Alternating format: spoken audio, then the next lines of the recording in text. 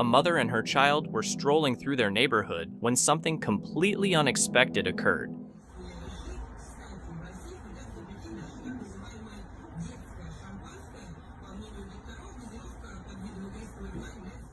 In an instant, the child disappeared into the structure. Some speculate it was something sinister, like a scene out of a horror story, even suggesting Pennywise might be real. But without solid evidence, it's more likely the child was just quickly pulled out. Still, the moment was undeniably frightening.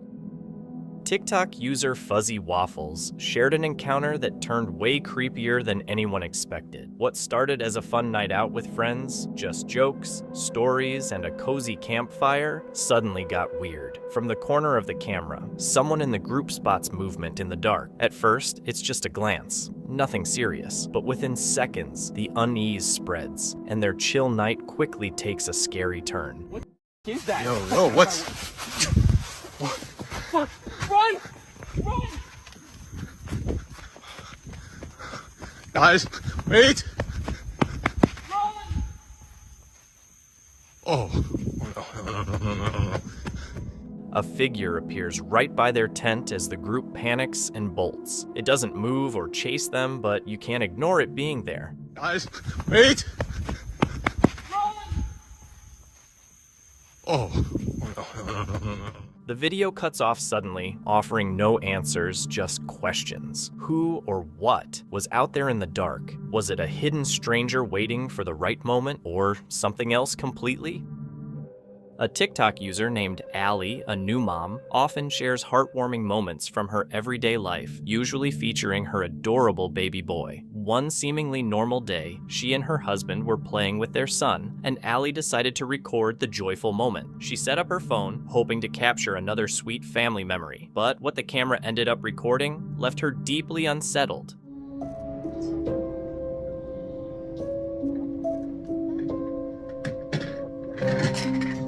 You're dead! Yeah! It's so cute! Stop doing that. As her son laughed and played on the indoor slide, he suddenly froze mid-motion. Something had clearly caught his attention. His eyes locked onto something unseen, as if a ghost had just entered the room. The joy vanished from his face, and an eerie silence settled over everything. His gaze stayed fixed on whatever it was, invisible to the adults. Allie's uneasy voice broke the tension as she nervously told him to stop acting that way, almost like this wasn't the first time. Whatever he saw, whether it was a spirit or something more unsettling, remains a mystery. This video was shot by a couple of bricklayers who slowed down as they passed by, clearly puzzled by what they saw. AFK? Whoever the controlling him? Need to time, bud sharpish, mate.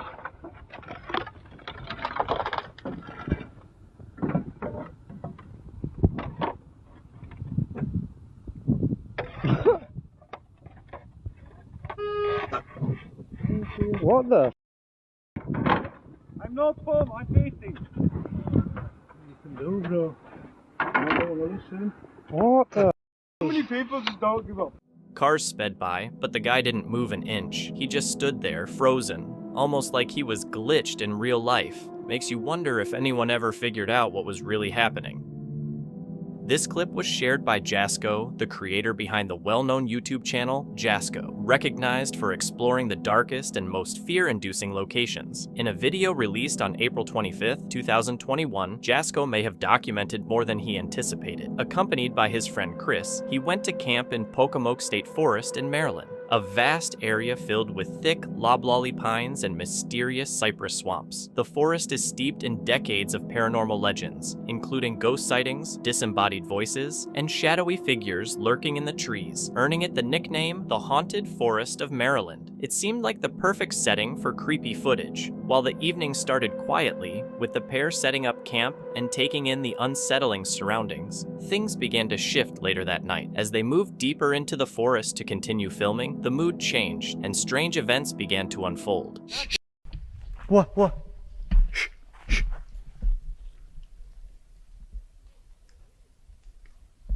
No, I heard her screaming again. Okay, hold on, 1 second. You... Hold on. Stop it first.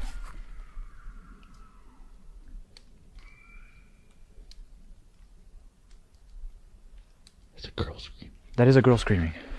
Why though? Why that noise? Why the screaming? What's going on out here? The most unsettling part was that the strange noises seemed to be coming from the direction of their car, just past their campsite, meaning whatever it was close. Growing more uneasy, Jasko and Chris chose not to risk it. They headed toward the car as a precaution, in case a quick escape was necessary. It turned out to be the right decision, as things only grew more intense from that point on. Hello?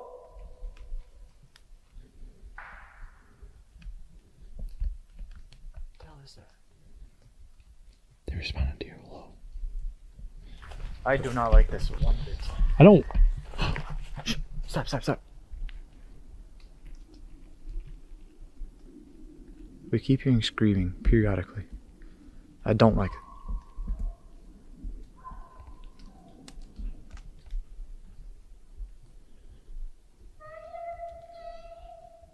it. No.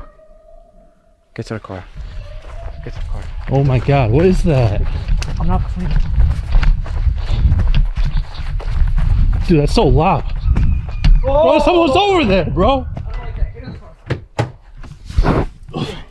They didn't think twice. Whatever was out there, it wasn't worth the risk. Jasko and Chris abandoned their campsite, leaving behind all their gear, supplies, and even their tents. In that moment, their safety was the top priority.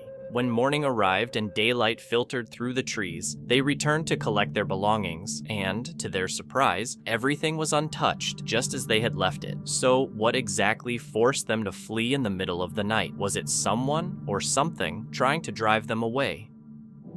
This clip was posted on the channel Driveline, which usually shares random road moments and scenes. In this one, things take a turn when someone suddenly snaps in public for no clear reason. The person behind the camera is unknown, which adds a bit of mystery to it all. What started as just another ordinary moment quickly became a weird and unsettling look at how people can act out of nowhere.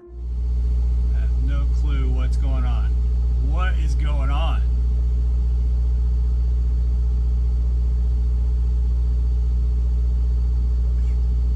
What the hell is going on?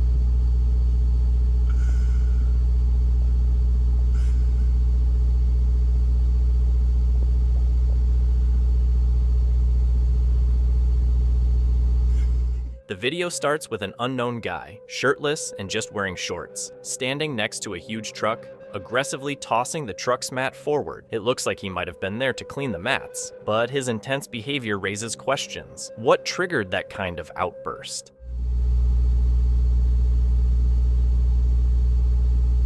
Some kind of manual drying method here. Yeah, he's wringing his he went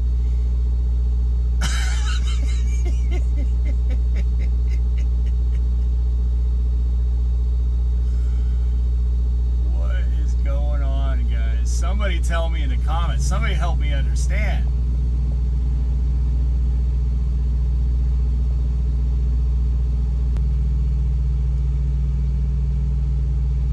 Okay, I'm gonna guess he got him a fresh cup of coffee, got in his truck, and spilled that fresh cup of coffee all over everything.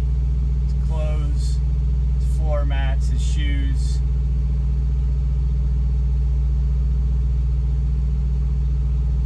He's clearly pissed off, and he's coffee, which, by the way, he didn't pick up, throwing in the trash. So that's how stuff ends up just laying around. The man keeps going, aggressively scrubbing and tossing the mats, clearly acting out of control. It goes on for a while, and it's hard not to think he might have been under the influence of something. There's nothing supernatural about it, but seeing that kind of intense, unpredictable rage in such an ordinary setting is pretty unsettling. It makes you wonder what causes people to snap like that, and just how much chaos might be hiding in plain sight during everyday life. A man was camping in his caravan in the Appalachian Mountains when something unexpected happened.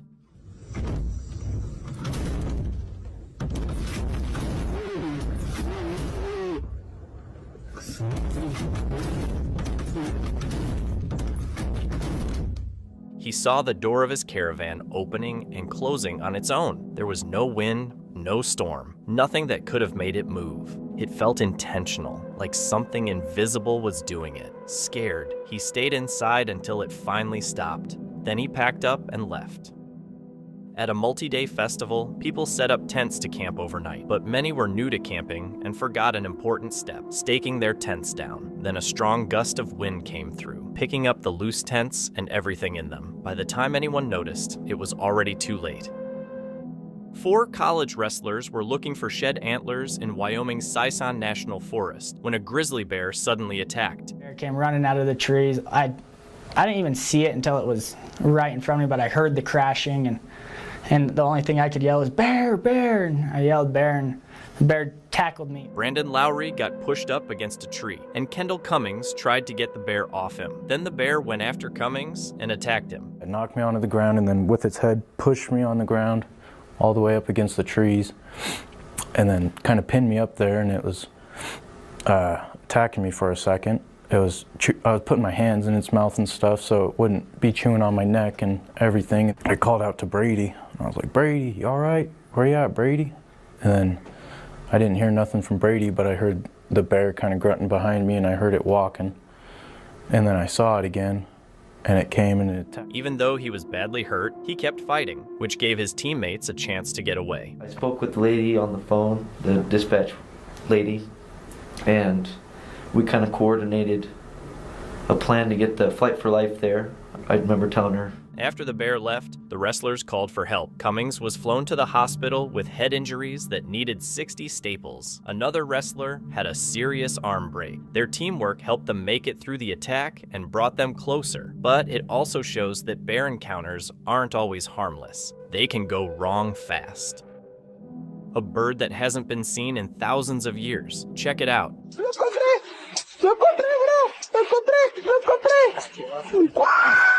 The video supposedly shows a phoenix, a legendary bird that dies in flames and is reborn from its ashes. The uploader claims it's a rare sighting, but it's unclear whether it's a real phoenix, a previously unknown bird species, or CGI. No similar birds were found in nature, and viewers are invited to share their thoughts. The next chilling video comes from Vision Paranormal, a Mexican YouTube channel known for diving into ghost stories, cryptid sightings, and other strange events. Their content often includes creepy footage, spooky sounds, and things that are hard to explain. And this clip might be one of their most disturbing. It was filmed on February 27, 2017. While exploring the thick woods of Emerson County Forest, a young couple caught something on camera that many think could be a cryptid, maybe even the legendary Wendigo.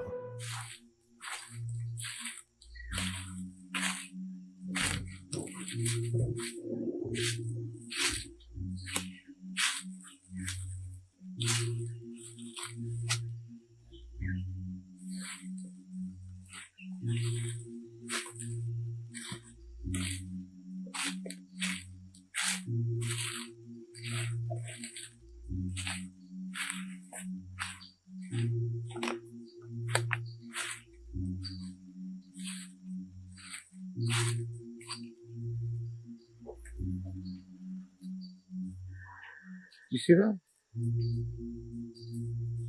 Over there, look, over there. You see that? What the hell?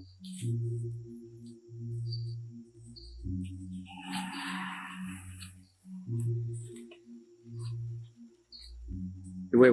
That, because that was it again, right there. Wait. I don't like this.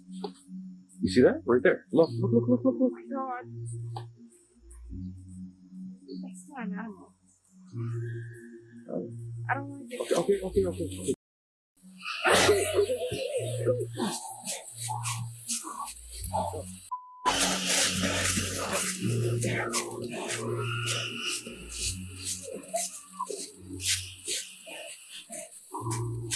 The video starts off quietly, with only the natural sounds of the forest in the background. But then things take a terrifying turn. The couple hears strange rustling in the trees, and soon after, they spot a blurry, maybe even see-through figure moving in the distance. Seconds later, a loud, chilling scream cuts through the air. Panic hits, and they start running, the camera shaking wildly before falling to the ground. All that's left is the sound of their fading screams and an eerie silence.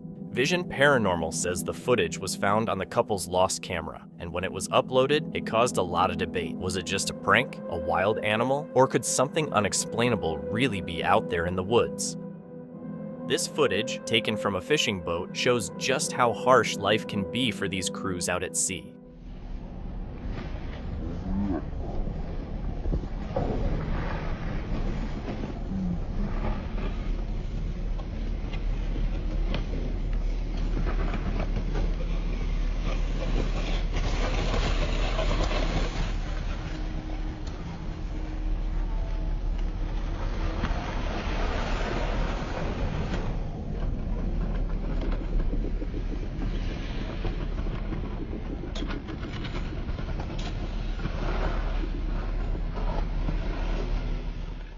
Massive waves crashed against the boat, but the crew worked with steady precision, calm, focused, completely unfazed. Watching from the safety of shore, it looks terrifying, but for them, it's just another day on the unforgiving ocean.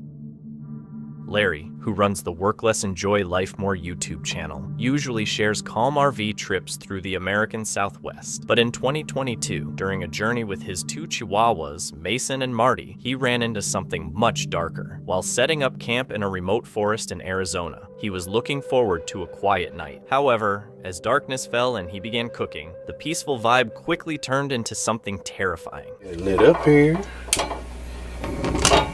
Oh yeah.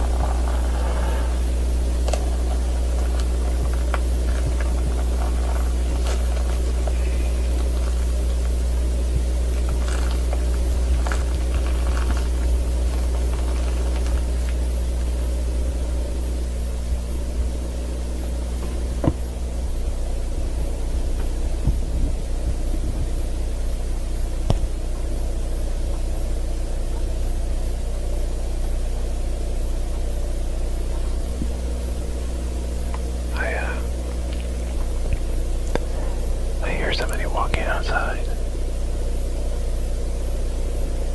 and they knocked.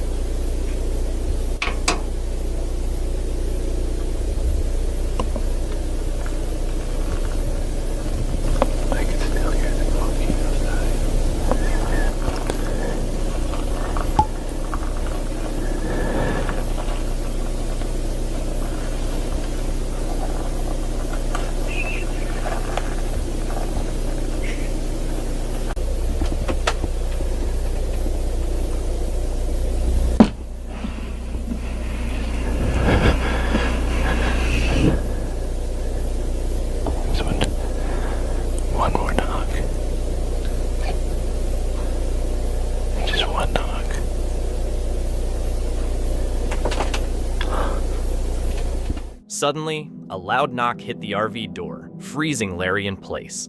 His heart raced as he stood completely still, unwilling to move. Trusting his instincts, he reached for his weapon, feeling that anyone out in the dark woods likely didn't have good intentions. Then he heard slow, steady footsteps circling the RV, followed by another loud knock, and the disturbing sound of something dragging across the metal siding, like flesh against metal. The feeling in the air was heavy and unsettling. Eventually the noises stopped, but Larry barely slept that night. As soon as the sun came up, still shaken and filled with dread, he packed up quickly and left the area without looking back.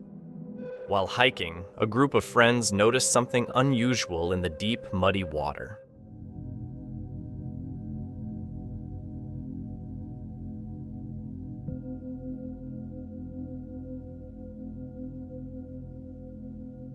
The water was too murky to make out clearly, and no one could identify what it was. After a brief look, the creature sank back into the water and wasn't seen again. Some think it might be an undiscovered species, while others say it's fake, but no one can really know for sure.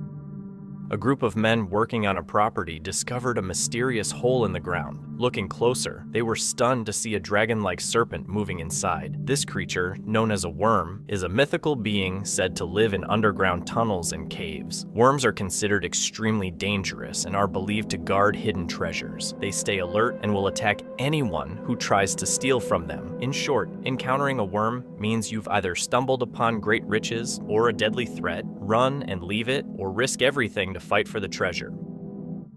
Dee, the YouTuber behind Dee's Dark Adventures, is well known for her relaxing camping trips and scenic outdoor videos, but this time, her experience was far from peaceful. On this trip, she headed into one of the most notoriously haunted forests on the East Coast, a place wrapped in eerie legends and warnings that usually keep people away, especially solo travelers. Yet, Dee chose to go it alone. At the start of the video, she warmly introduces her van setup and cozy campsite, setting a calm and inviting tone. But once night falls and the sun sinks behind the trees, that sense of comfort quickly fades. The forest shifts. Strange sounds begin to echo around her, twigs snapping, distant footsteps, and a chilling pattern of movement that seems to circle her van.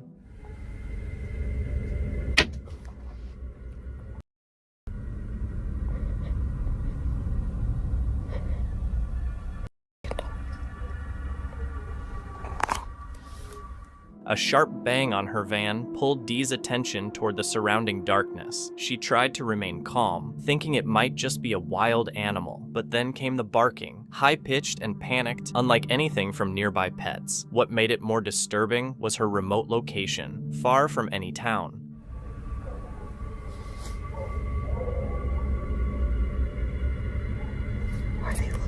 Time dragged on. Another knock, followed by the sound of leaves rustling, this time even closer. Dee stayed completely still inside her van, hoping it would pass without incident. For 30 long minutes, the noises continued, scraping, shuffling footsteps, then suddenly stopped. The silence that followed was so intense, it felt louder than the sounds that came before. Gathering her nerve, Dee slowly opened the van door and cautiously looked out into the trees, hoping to see what had caused the disturbance, but there was nothing there.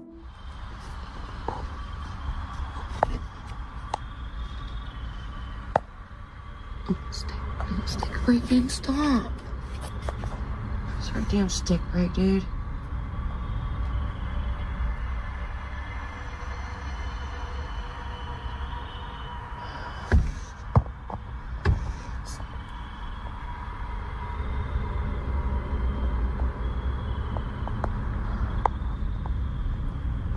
Dude.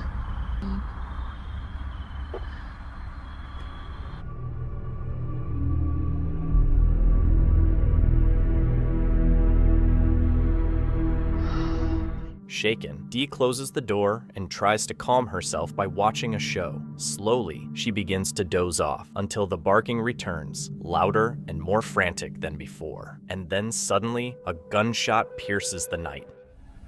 Are these wild dogs? Oh my god.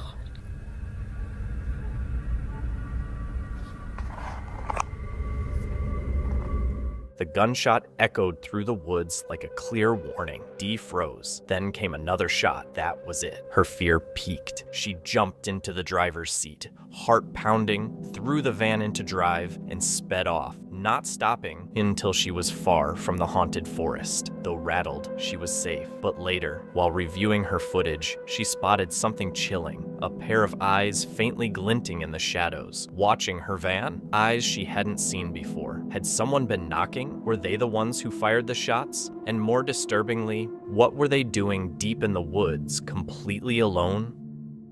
The video originates from Franco TV, a YouTube channel that specializes in paranormal investigations and exploring haunted or abandoned places worldwide, often under the cover of darkness. On July 10, 2025, while moving through dark mausoleums, Franco hears eerie cries and moans echoing through the cemetery, seemingly following him. He catches sight of a black, shadowy figure peering at him from behind a door, its head briefly visible before vanishing. The figure appears aware of him and exudes an intelligent presence. Hold on, I'm gonna switch to my regular camera. Well, right there. What is that down there? I don't see anything, but the the night vision is. It disappears with the IR. Okay.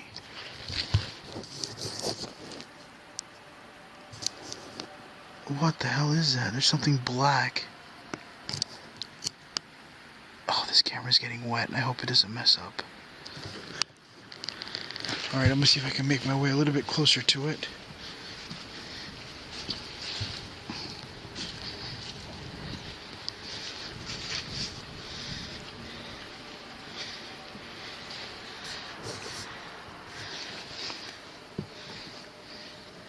There is something out there in the distance.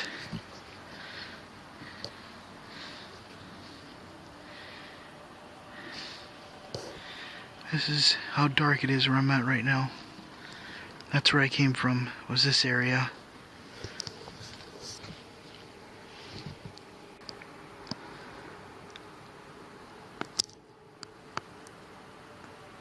See if it looks like it's moving.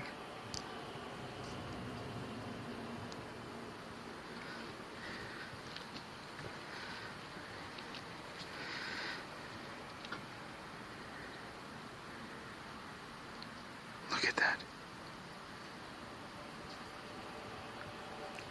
What is that? Was that a person? Or was that something else? As the rain starts pouring and darkness envelops him, Franco switches to night vision. In the distance, he notices a black figure. At first, he's unsure what it is, but when it moves and walks away, it becomes clear that someone or something is out there with him. You're crying and I can't see with that light. Why are you crying? Can you tell me why you're crying?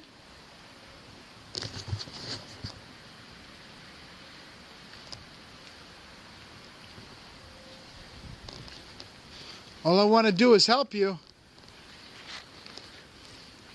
Oh, I just heard a door.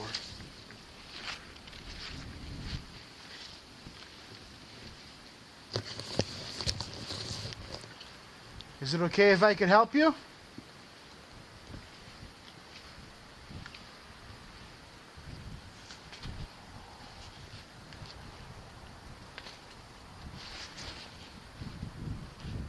Hola?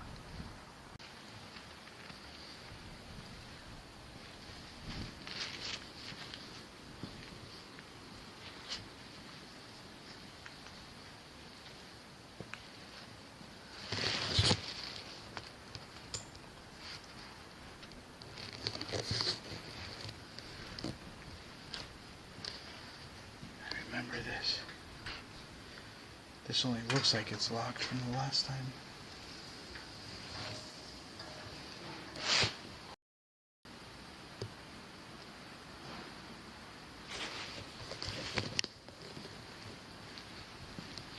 I just got a loud bang.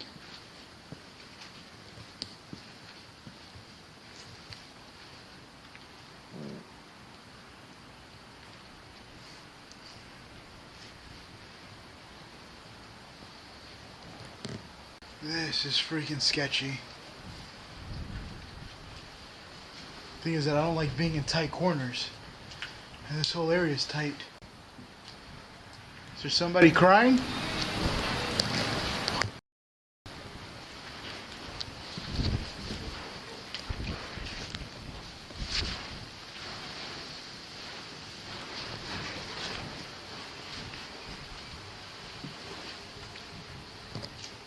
That could probably be the wind, but it is freaking me out. I'm trying to see what the hell it is.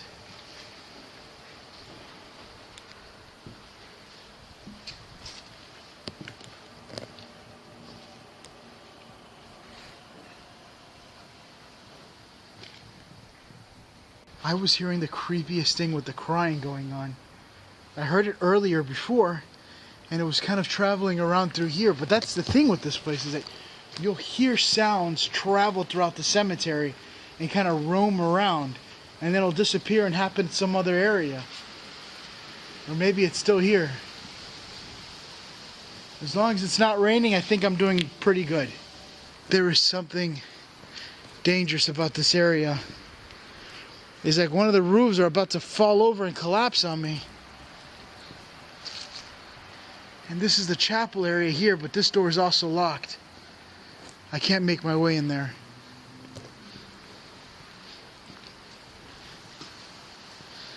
This place would be nice too to get into. Make my way back. I can't go that way because further up there there's a camera. And that'll get me in trouble. What is that? What the? Hola? Loud noises and bangs echo across the cemetery. Although Franco considers that some could be from the wind, one sound keeps standing out, crying, and it's not the wind. Hola? There's somebody inside the room.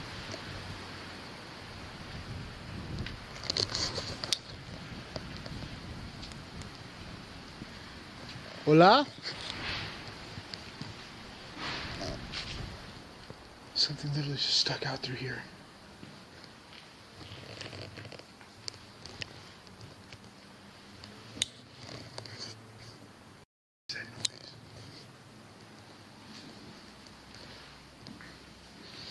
I literally just heard a weird noise on the outside. Hola? What? Shut the door.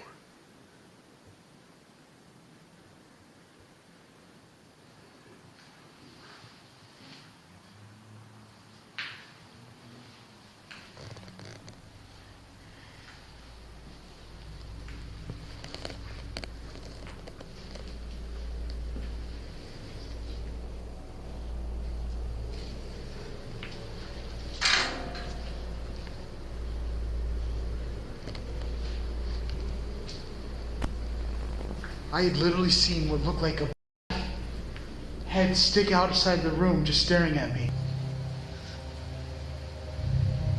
What? And it just kind of swooped inside and then it was gone. I seen it, I got it on the night vision as well. And it was looking at me right from these doors. 100% I thought it was a person that's just living in here, getting out of the rain. I already came across two people, which one of them could have been security and another one could have been someone else, which sound like voices, during the live stream that I just recorded live. I just heard laughing outside. Listen.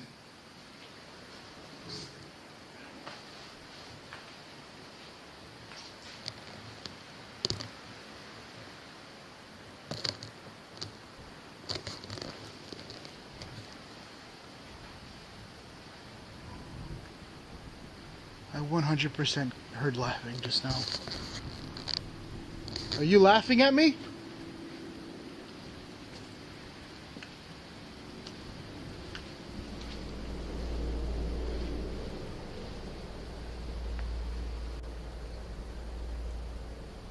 if whatever I seen sticking its head out just sticks its head out again.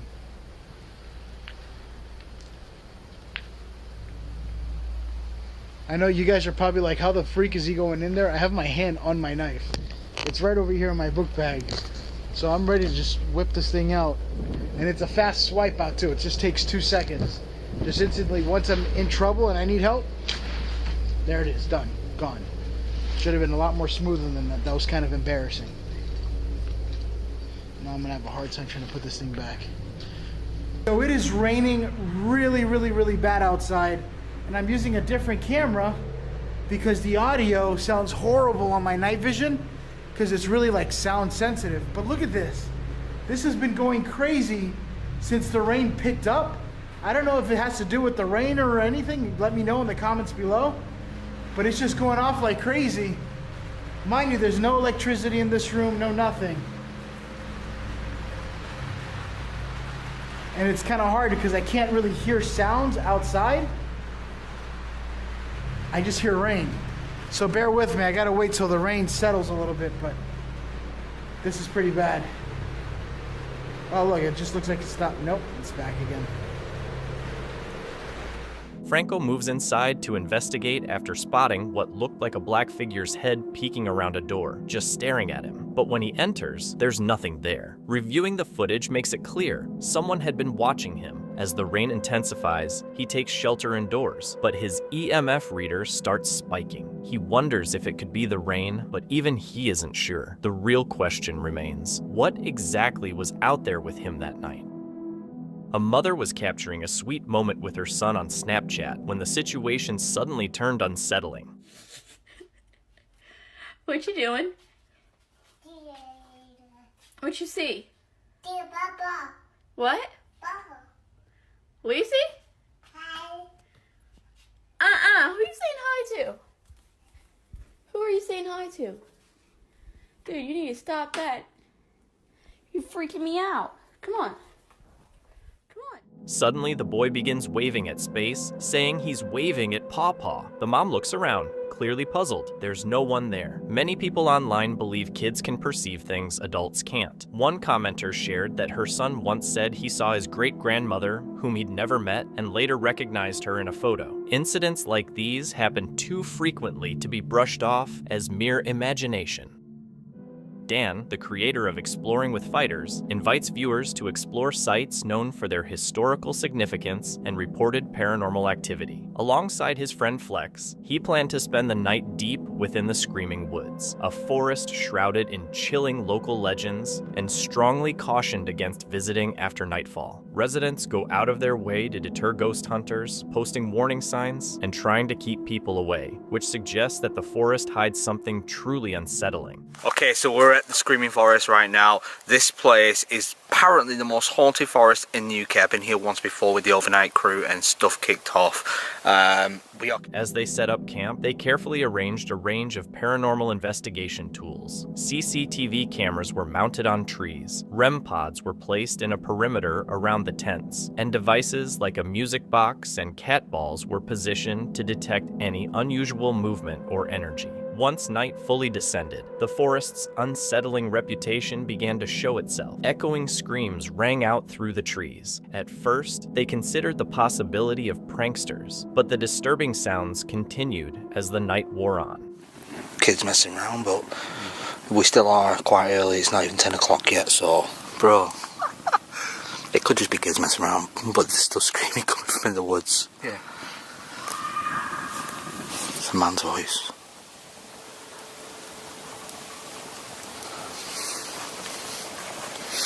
Trying to make contact, Dan and Flex began speaking to the unseen presence. Their equipment appeared to respond intelligently. When they asked if it was male, the REM pod reacted. Questions about whether it had died in the woods or was found hanging triggered even stronger responses, especially to the latter, with the device flashing its most intense red light, signaling something very close. This led Dan to recount a local legend about a school teacher who was found hanged in the woods centuries ago. When they asked if the presence was that teacher, the devices responded once more, seemingly confirming the link.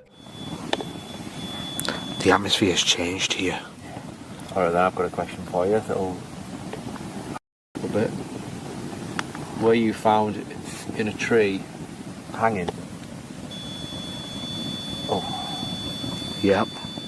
The encounters grew increasingly disturbing as the night progressed. When they asked the presence to stop the cat ball from lighting up, it immediately did, implying it not only understood, but could control the device. Further questions, such as whether it needed help or felt trapped, triggered strong affirmative responses. The idea that a spirit, possibly from the 1800s, was interacting with modern technology led to a deeper conversation. Dan and Flex speculated that spirits might learn after death, perhaps through residual memories or emotions that they somehow perceive from the living. Feels like I've been watched from numerous angles.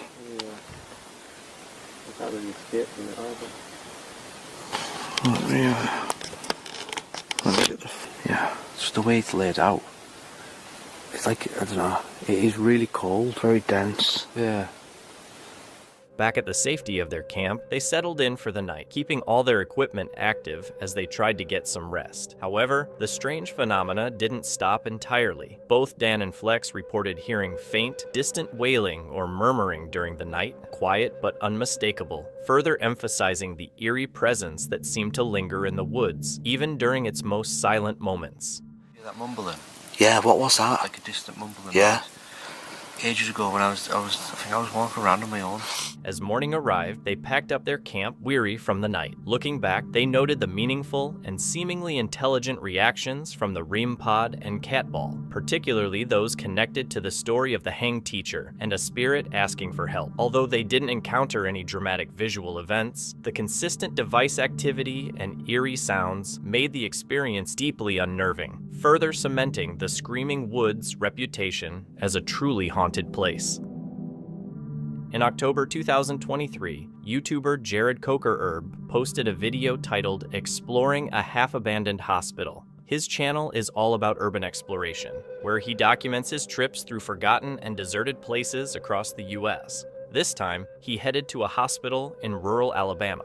After parking on the side of the road, he walked the rest of the way until he found the decaying building. Slipping in through an open window, Jared immediately noticed how badly it had fallen apart. Cracked walls, collapsing ceilings, and patches of black mold and asbestos everywhere. But as he moved deeper, he discovered something unexpected. Another section of the hospital that looked almost untouched. Lights still worked. Electronics were running. It didn't even feel abandoned. Even so, Jared didn't dwell on it and carried on with his exploration. Up until that point, nothing seemed out of the ordinary. No strange sounds, no hint of anyone else being there. But when he started exploring the lower floors, things quickly took a darker turn. Whoa, whoa, whoa. There's a light down there. A red light. When I stepped out in the hall and moved. Yeah, every time I move it turns on. It's a motion sensor. It's not good. It's so weird, look. I can actually see right there where the building becomes in better condition. But then over here it's just this. Never seen anything like this. Realistically, that sensor's probably been going on since I first got in here, because I already walked down the hall like 20 feet before I even noticed it, so if anyone's gonna show up, they're already on their way. Oh, man, I mean, I'm just hoping that's not gonna trigger some sort of like silent alarm. There's nobody up front, but they'd probably be in the other parking lot if they came. Whoa, no way. Is there really a basement down there?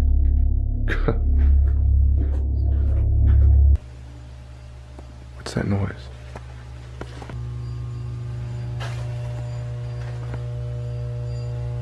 What's this dinging noise?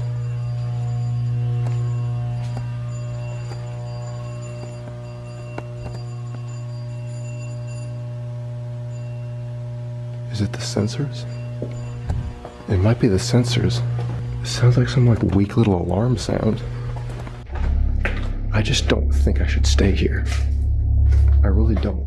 As soon as Jared heard the beeping down in the basement, he took off upstairs. He figured it was probably linked to the motion detector he'd noticed earlier and didn't want to risk setting off an alarm. Still, instead of heading out right away, he stuck around and kept exploring for a bit. At first, everything seemed normal. No weird sounds, nothing creepy. But then, while walking through a hallway, he came across something that freaked him out so badly he ran straight out of the building. I need to have another quicker way out than that window if I have to like run for it. This car's at the place next door, but that's something else, I think. There's really no way out of here except for the window I came in, or if I go to the lit up portion, any minute now that little light's gonna come on again. Oh God. Oh, there's no way the camera would have just seen that, but there's a person in there right now. Someone just walked through. All right, I can't go there now. There's no way. If I'd have gone there earlier, that person might have been there the whole time. Oh, tell me you saw that. They walked by again. Come on, one more time, just for proof. There. I know the camera saw it. They're there right now. I swear I think they're looking at me.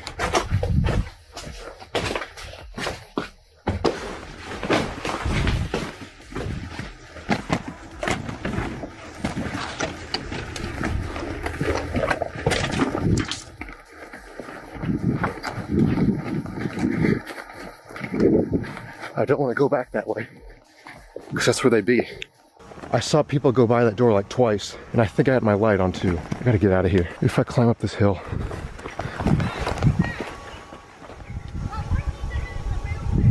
What? No.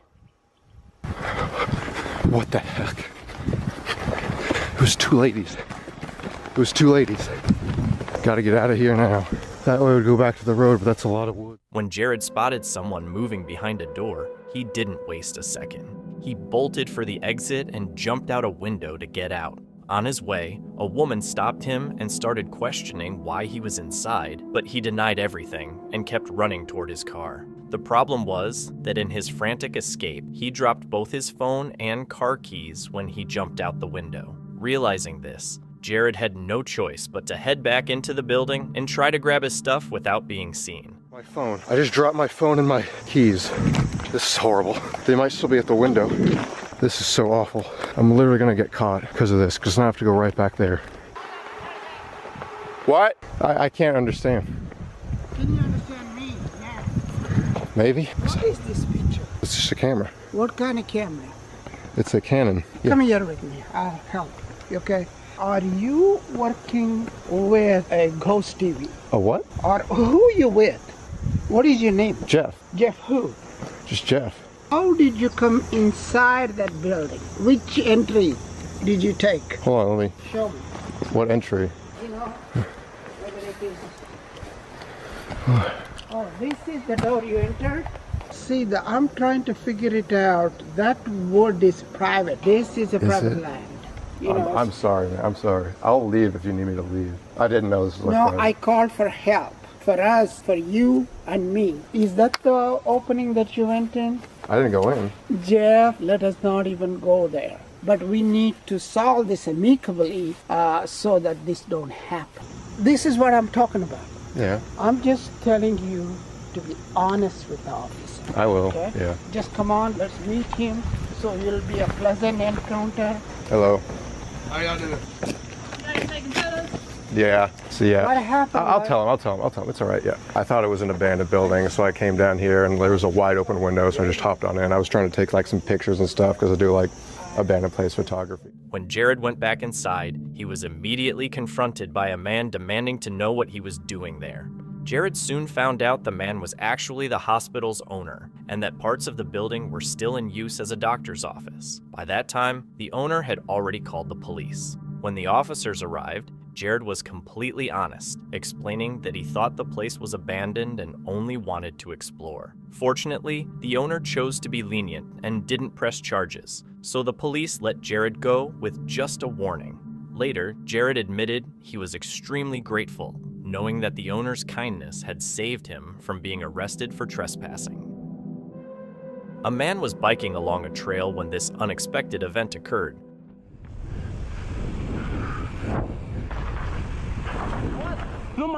Someone was just standing in the middle of the path, seemingly glued to their phone. Online debates erupted. Was it the biker's fault for not watching where he was going, or should the person have avoided blocking the trail? Most people say it's probably the latter. What's your take?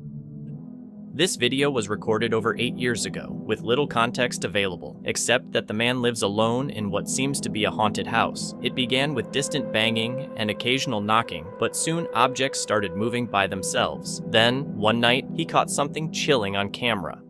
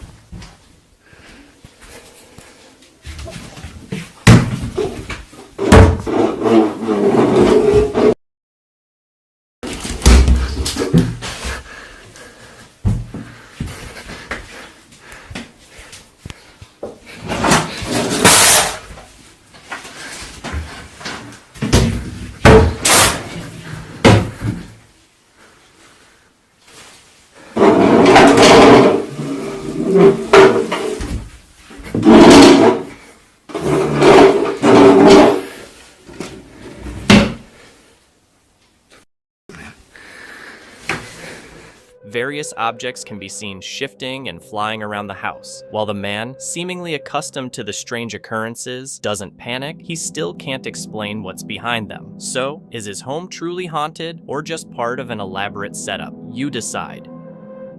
The Indonesian YouTube channel EL Adventure took on a spine-tingling visit to an old, abandoned house that's said to be haunted, located in a remote mountain area with very few people around. The house had been empty for years after the owner and, later, his son. Locals believe it's now a hotspot for supernatural beings called Demet. When he arrived, EL Adventure gave a quick introduction and said a prayer for safety before starting his exploration. Right away, strange noises caught his attention. Inside the first house, he found old bed frames, a kitchen, and dusty, forgotten furniture. He kept exploring both houses, but the second one felt especially eerie, with a heavy, unsettling atmosphere, even though it looked untouched for years. During the investigation, he heard noises coming from behind curtains and from above ceilings, including footsteps on the sand-covered upper floors. To capture everything, he set up 2 CCTV cameras, one in the living room and another outside in the courtyard.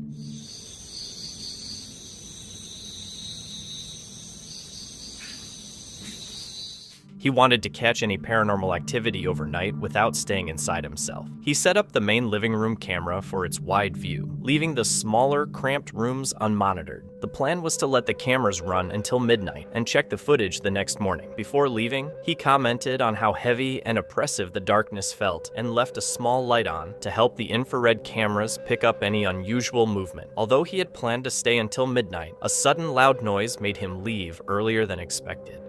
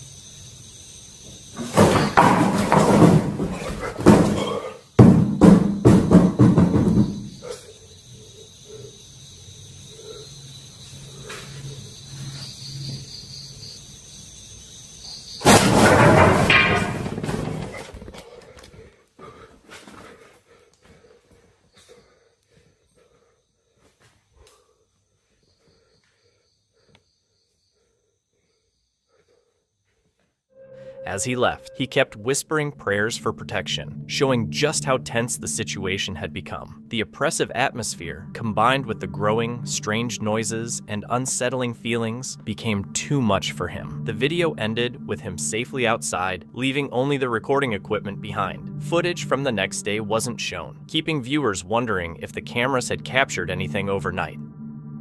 a man was perched on a branch, cutting it down when things suddenly took an unexpected turn.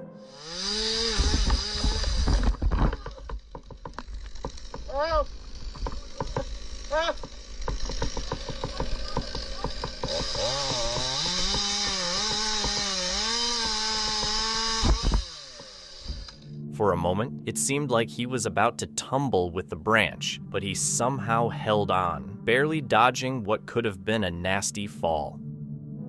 TikTok user Yorhi Cruz, who goes by the name Magical Poltergeist online, has been sharing eerie paranormal activity from his home, which he suspects is plagued by a severe demonic presence.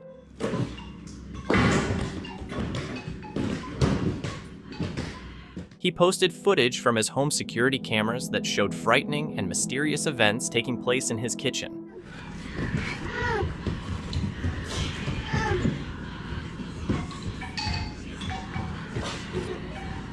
The unsettling activity goes on for several tense minutes, leaving viewers disturbed and questioning what could be causing such strange movements.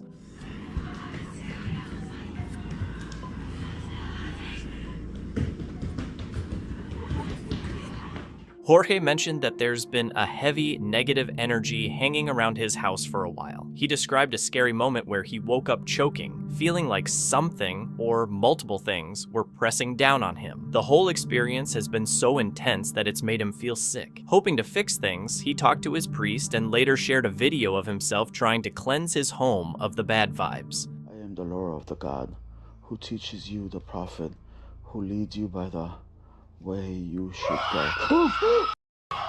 Everything suddenly breaks into chaos around him. In the name of the Father, Son, and the Holy Spirit, I command you to take these demons out of the house.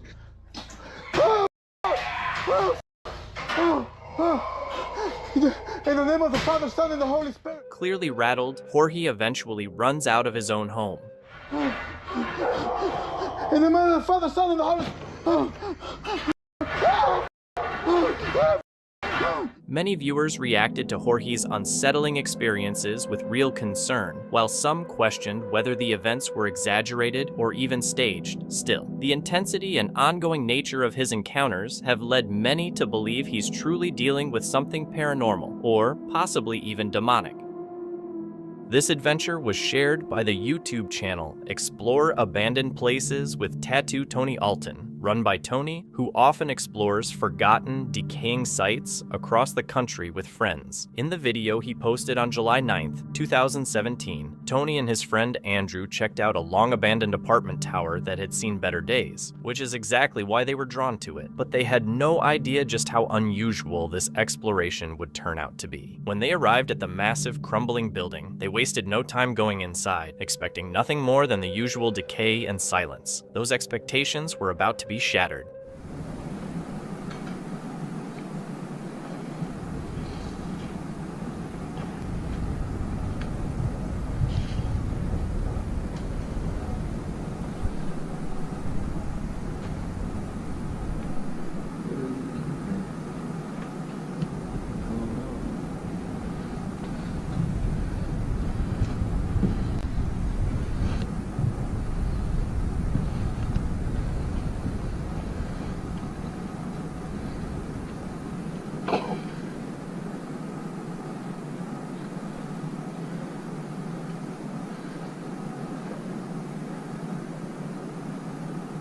While checking out the basement, Tony and Andrew were surprised to see so many personal items still lying around, slowly rotting away. Besides the heavy, unpleasant smell, it seemed relatively calm. But as soon as they moved up to the next floor, the vibe changed immediately, becoming unsettling. Yeah.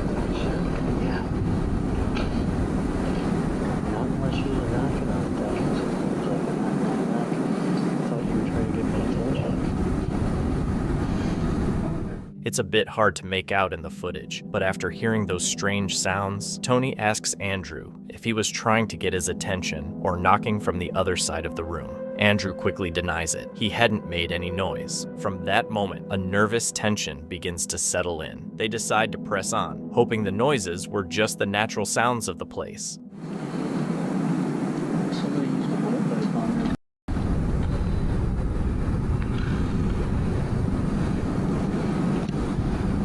Yeah, I heard that. I don't know if this stupid thing will pick it up. You know how this sounds, like how the sound. It's not real clear. It can't pick up stuff like that. By that point, Tony and Andrew realized it was time to get out. The weird noises, creepy atmosphere, and strange discoveries throughout the building had pushed them past their limit. So, what do you think was happening in that abandoned tower? Just a coincidence, an intruder, or something far more unexplainable? On February 15, 2019, Franco set out alone through a dense forest, passing a forgotten graveyard on his way to an isolated cabin. Inside, he found disturbing details, bloodstains, odd handprints, and toys marked with children's stickers, hinting at a dark past. As the temperature suddenly dropped, he realized he might not be alone. I guess probably ask questions and see if I could get noises to happen or anything weird or paranormal to happen while I'm exploring or kind of doing my whole little investigation here. See if I could catch anything on camera, because I've been pretty lucky with some of my other shots, and hopefully I can get lucky again. So I keep looking down that direction because it's a little creepy. Now it's just me. Complete silence. Is there anyone here?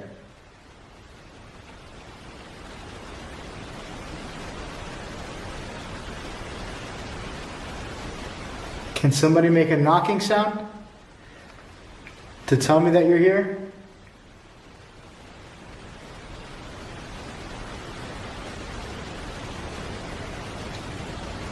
It's just quiet.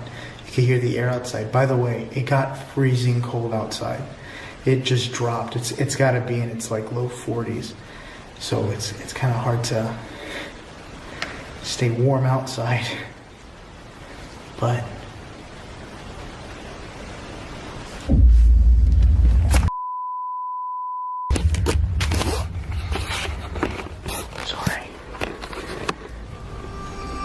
flashlight outside. Oh my god. Alright. What do I do? Because I am far from my car. He's walking towards the freaking house.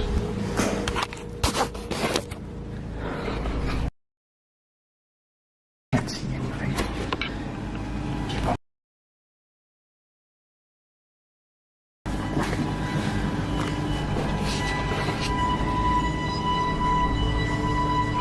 Outside the bathroom window.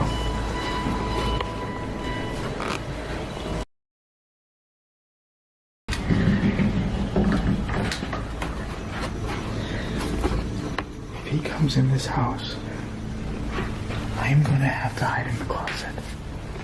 Franco had just started poking around the cabin for signs of activity when a sudden flashlight beam cut through the darkness outside. Someone was coming. Not knowing who it was or why they were there, he panicked and ducked into hiding, hoping to avoid whoever or whatever it might be.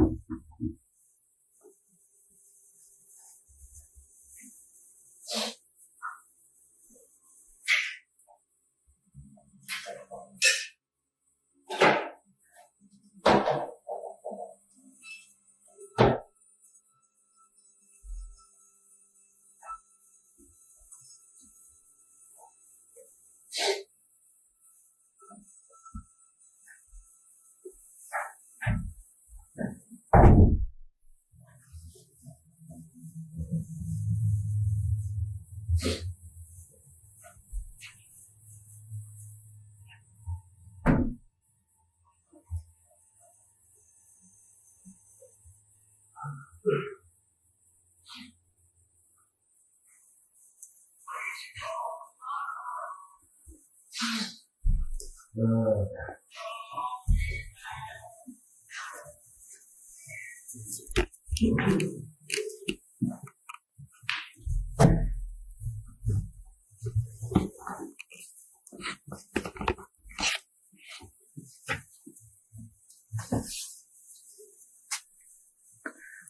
gonna have to get out of this house.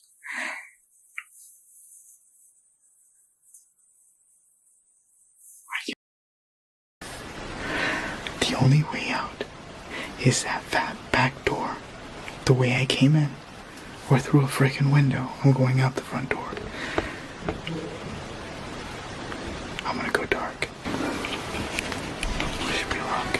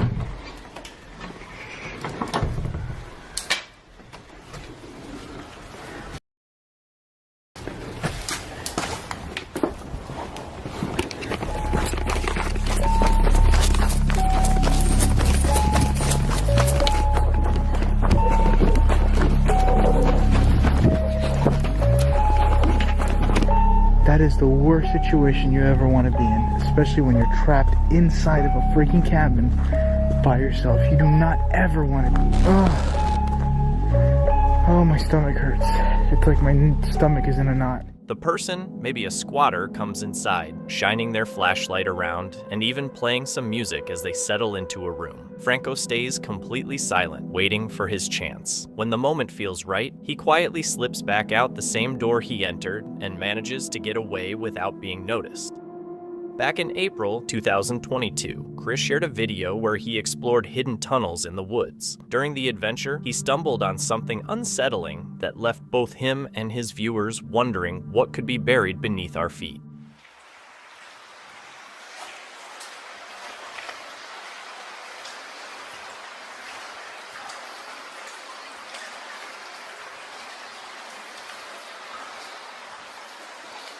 As you can see, the further you go down, the less graffiti you see.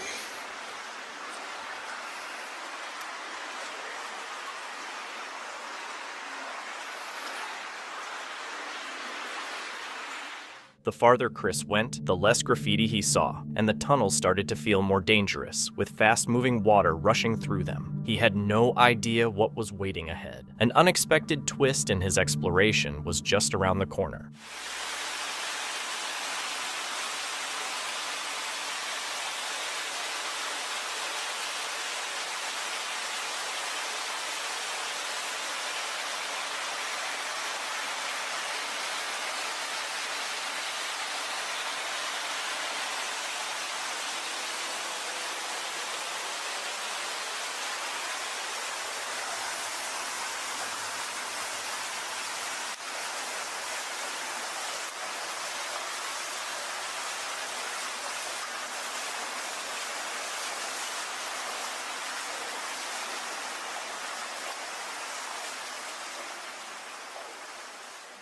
Two glowing eyes appeared in the distance, shimmering in the dark. When Chris's flashlight caught them, the creature quickly darted away, splashing into the water, hinting there was more than one down there. Despite the eerie discovery, Chris pressed on, but eventually found nothing and decided to leave the tunnel and head home. Lomar went back to the mountains where he'd felt a bit uneasy before. And, well, this is strange. All the water is gone. Yo, usually there's water here. Am I tripping, or do you guys remember water being in this stream? Okay, let's just go up a bit. That was weird. The stream he remembered running was dried up now, and the warning sign was gone without a trace. What's weird? Where did that sign go? There was a sign there saying like caution, rocks falling or something. It was completely gone. That night, weird noises echoed through the trees, and he said he spotted something shifting in the shadows. Distant, like growling. That makes sense? Like growling, moaning, gasping, like animal. But not from before. Scary thing is, guys, is there are unseen people within the trees that I'm not seeing with my eyes, but I just captured them, or at least 2 on camera, on photos. They're here with me right now. I don't know what they want, but they're here. They're legit watching us. When he got back to his camp, things only got weirder. Where the is the tent? Where's the tent? Yo, we just got robbed. Yeah, and someone just came and took the tent. What the? Oh my. What the? Can you see that? Why is it over there? Why is there a tent over there? Hello? Someone in our tent? Who's in the tent? Come on out. I literally see like weight in the tent. Who's in the tent? Whoever's in the tent, come on out. I'm actually armed, and I will hurt you if you try anything on me. Who's in the tent?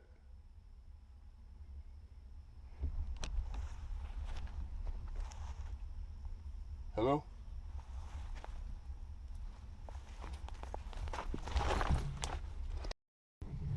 What the actual?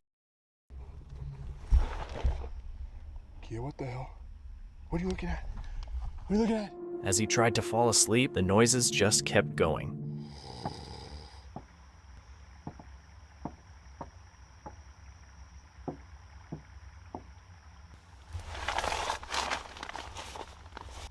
Something's out there.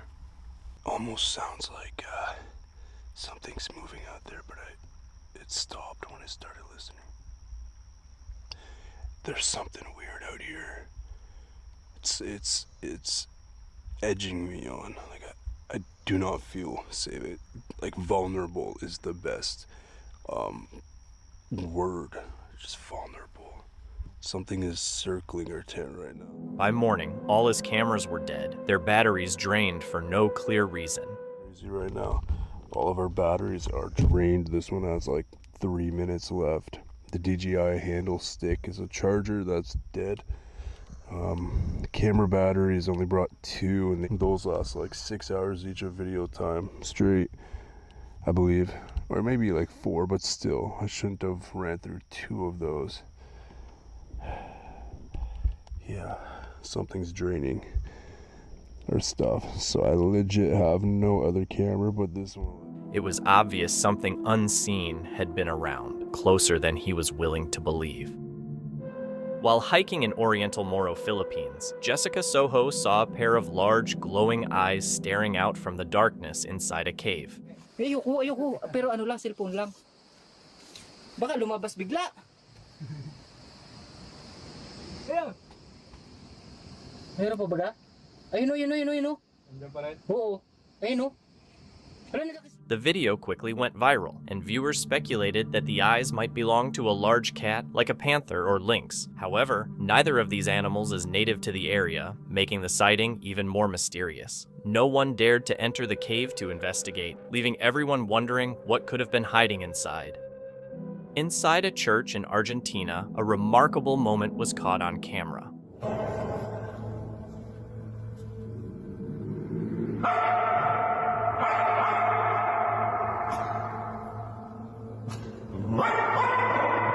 A dog named Feliz was seen acting unusually in front of a statue of the Virgin Mary, appearing almost as if he were deeply engaged in prayer.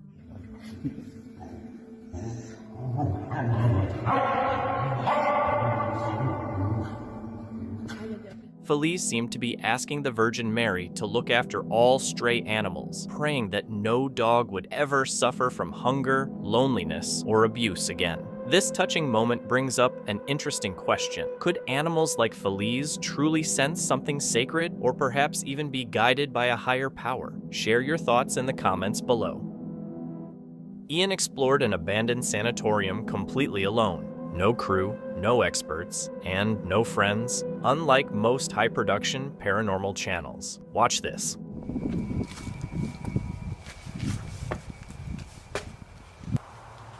Hello?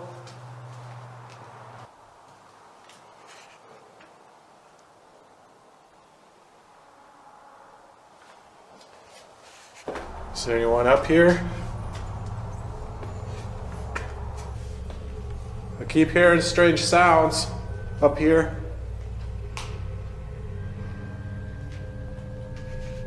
Who's up here?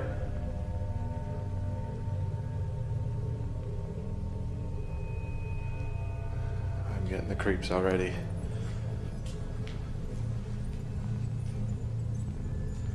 The sounds came from this side. Hello?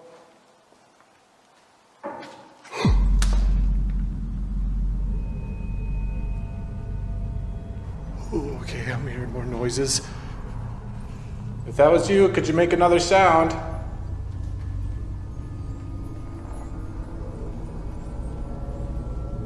This is one of the rooms. One of the rooms I was hearing the noises. Are there any patients in here?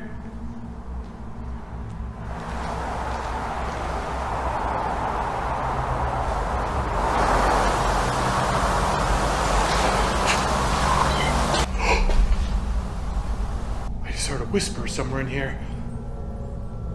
Hello? Who's in here with me? Could you tell me your name?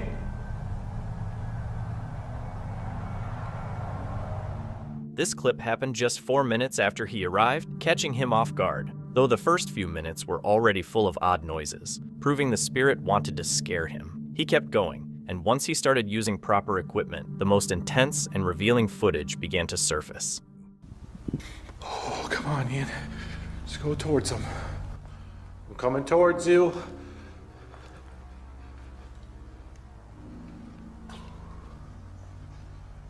Whoever or whatever's up here is giving me a creepy vibe.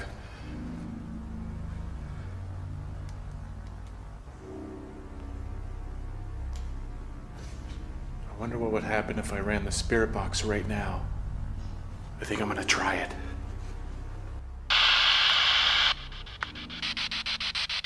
Who's walking down this hallway? Doctor! It just said doctor! Doctor who?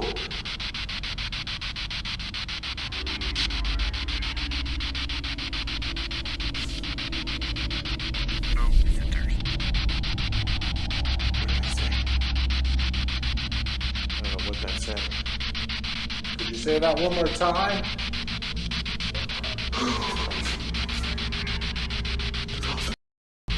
Just grip that doorknob. Holy. Something gripped this doorknob. What the heck? I heard that. Did you just grip this doorknob? What the? Oh. I just felt like a force. It like pushed me to the side. I didn't feel anything, but it was like a force. It was like a force like pushing me this way, but I didn't feel anything touching me. That was so freaking bizarre. After bringing out the ghost box, a device used to communicate with spirits, it identified the entity in the hallway as a doctor.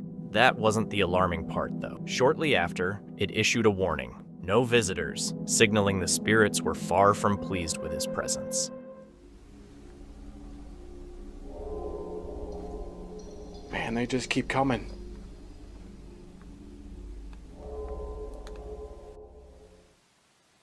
Oh, God.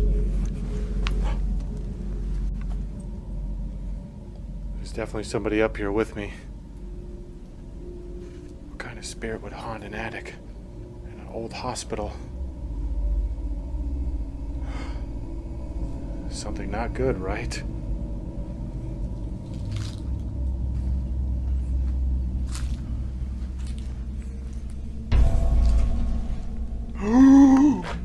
What? Dude! Am I going crazy or did that just move? No. Hey! You see that? It was up against that wall. Those beams.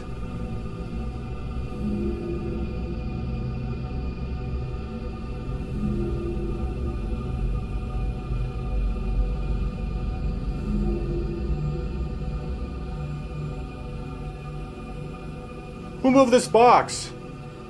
Thank you, whoever you are. How in the world you... The box moved, likely because it was reacting to his analysis of the spirit's type, which may have unsettled it. This probably explains why he had such a strong, frightened reaction. What do you think? Was this really a spirit warning him away, or could there be another explanation? Would you dare explore a place like this alone? Reddit user CrazyGrapefruit415 usually meets up with a tight-knit group of friends once or twice a week for poker night. They always gather at the same friend's house, a quiet, ordinary place that never raised any concerns. But one night, things took an unexpected turn. The conversation shifted to paranormal topics, and that's when Crazy Grapefruit learned something creepy. The house they'd been hanging out in could be haunted. He laughed it off at first, until one of the friends pulled out a video. Suddenly, no one was joking anymore. The room went silent.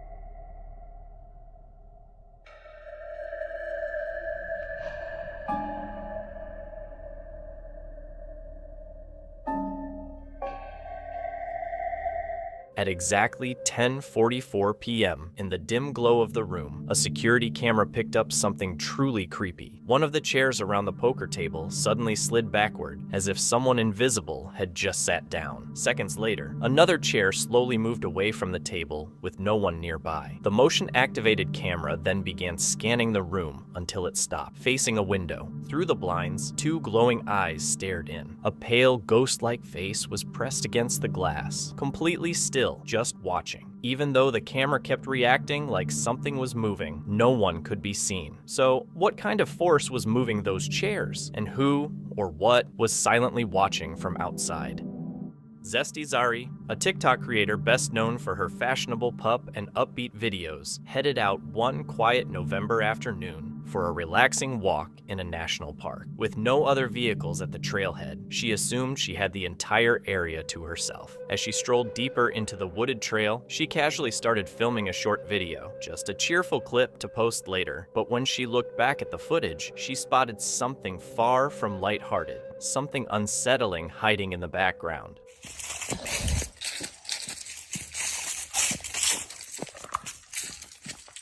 Somebody was chasing me down there.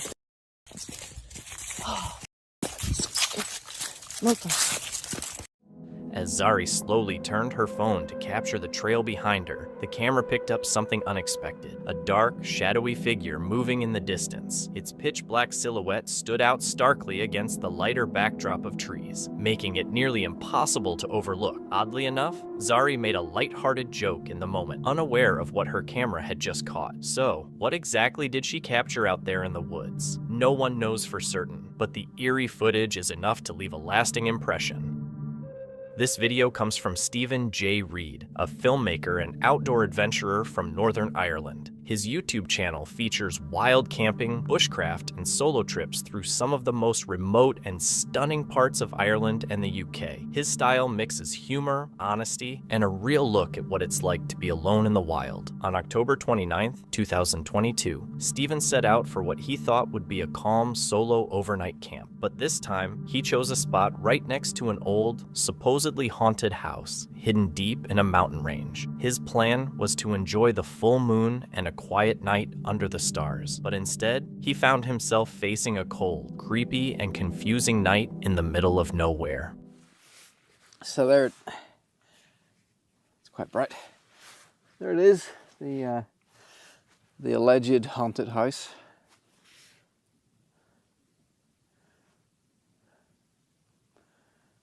I mean, if I'm honest, I actually find the fact I'm beside a building to be comforting rather than scary.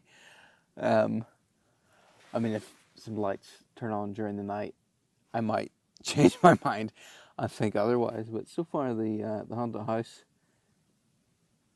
has not been quite as scary as I thought it might be. But what I'm going to do is I'm going to grab.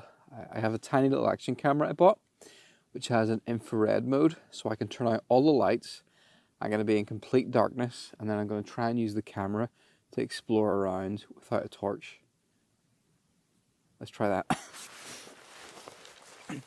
Would you ever camp alone next to a haunted house, miles from the nearest town, with nothing around but wind, trees, and silence? Stephen did, and honestly, even without anything supernatural happening, the feeling of being that isolated could be enough to rattle anyone.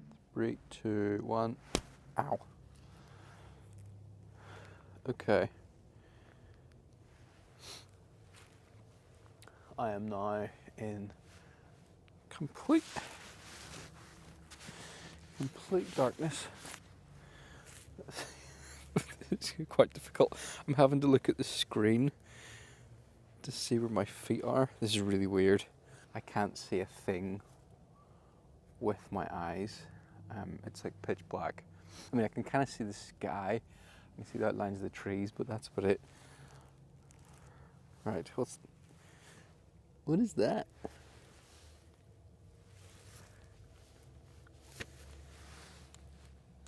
Oh, it's some rift slate. That's so weird. I can touch it, but I can't see it. There's a tree here, which is really creepy. And I can kind of see the silhouette of the branches just going up against the sky. See, there's a creepy, weird stump thing over here. I'm going on memory. I think it's over here. I cannot see a thing. Okay, actually, no. Oh, there it is. There it is. And there's these, yeah, you can see there's these weird, like, sticks are just sitting on the top of this. I'm heading back to the house. Yeah, here's the other wall of the house. Another window. This is so... Oh!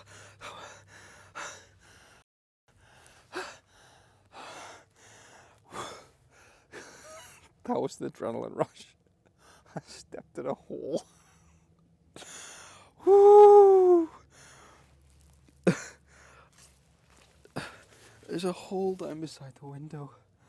I keep looking up expecting to find like a face in the window. As Stephen's headlamp dies, the video switches to black and white infrared, giving everything a colder, more eerie feel. The house, already unsettling in daylight, now looks like it's straight out of a ghost story. rundown, silent, and full of mystery. Whether it's the effect of the infrared or just the weight of the setting itself, this part of the video feels deeply haunted, even though there isn't a single ghost on screen. Ooh, what was that?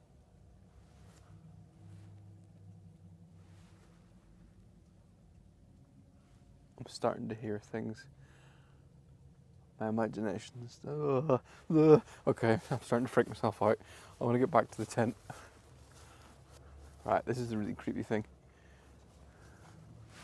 What are these?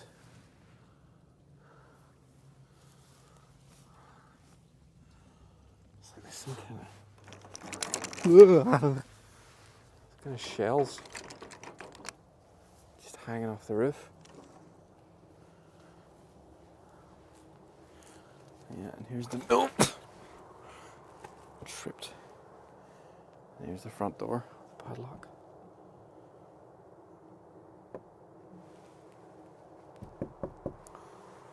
Hello?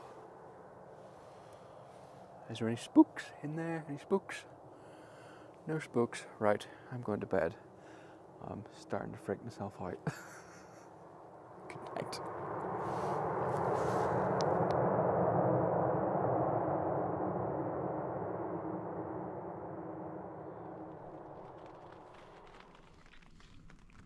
Just woke up. My worst fears have been realized. It's 8 AM. It's starting to rain, and the forecast gives heavy rain for the next 5 hours. Thankfully, Stephen makes it through the night without anything happening to him, but not without a few scares. While walking around the abandoned house, he hears strange noises, though nothing ever shows itself from the dark. Still, what really makes this video stick with you is the feeling it creates. Just seeing one person camp next to a crumbling old house in the middle of a pitch-black wilderness is enough to give you chills. What do you think? Was it just an empty old building, or could something more unsettling still be hiding there? Elliot and Joe from the Ghost Theory channel went to check out a creepy abandoned house deep in the woods. People had reported weird paranormal stuff there, like shadowy figures, so they wanted to see for themselves. Unlike other abandoned spots they'd explored, this house looked almost perfectly preserved, like time had just stopped. After a daytime walkthrough, they came back at night and immediately noticed something strange. A TV that had been off was now mysteriously on. As they carefully made their way upstairs, their ground floor camera caught something unsettling.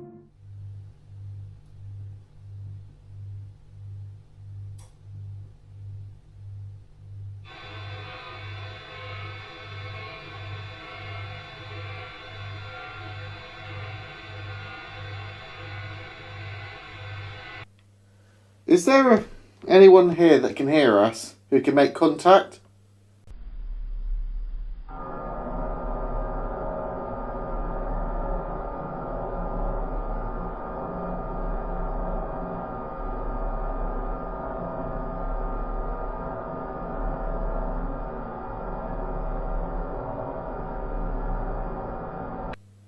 I swear I just heard music. What is that noise? Hang on, hang on. Is that the fridge? I can't hear anything. The world's loudest fridge. It's the humming still. It's No, there's... sounds like a grill. It's like water, isn't it? No. Is that not like just water pouring?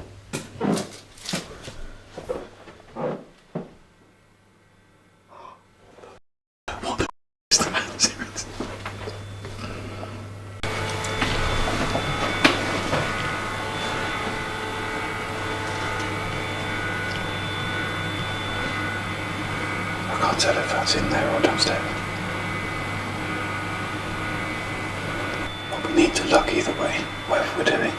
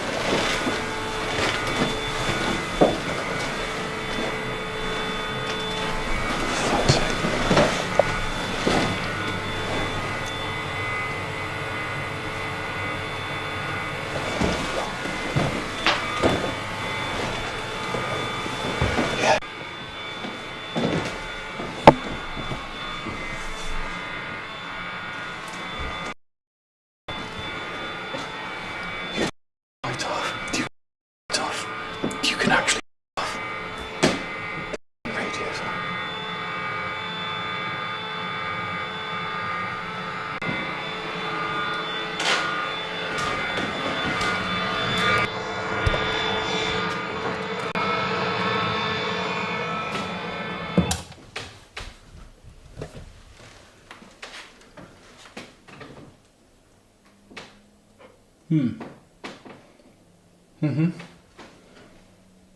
camera.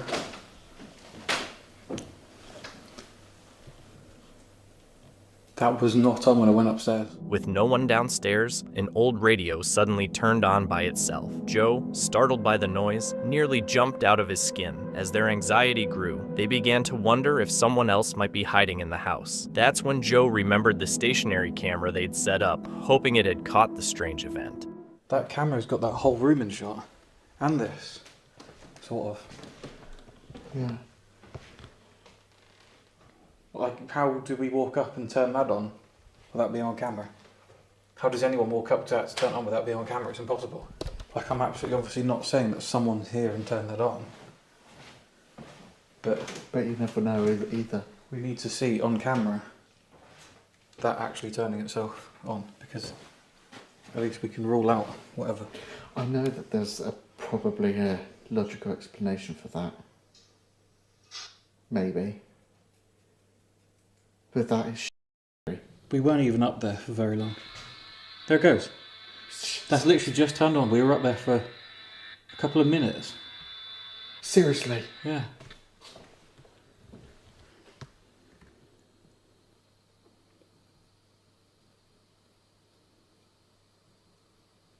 We would have literally been upstairs for about 6 or 7 minutes.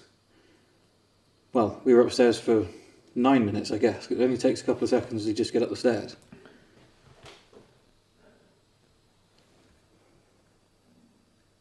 I'm just showing this on this camera so you can see it unedited.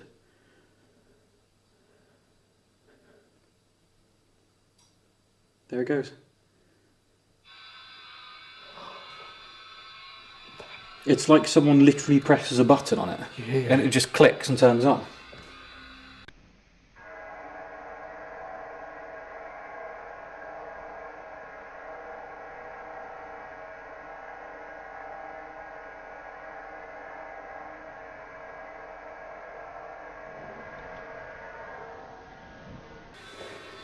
Okay, there's being on a timer. You can't do that, can you? Can you do that?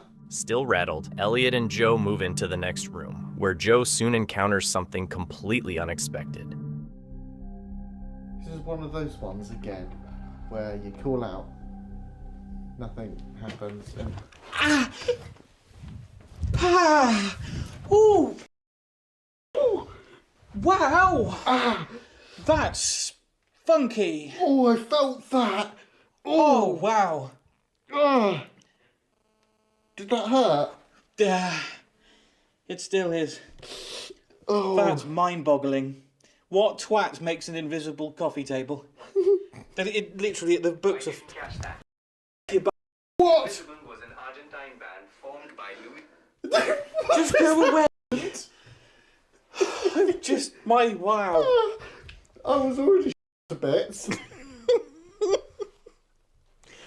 That really hurts, but okay, good. Is there someone here? We're both very confused about this house. There's rumours that it's haunted. We've been told that it's potentially haunted, even shown proof. Is there a shadow man in this house?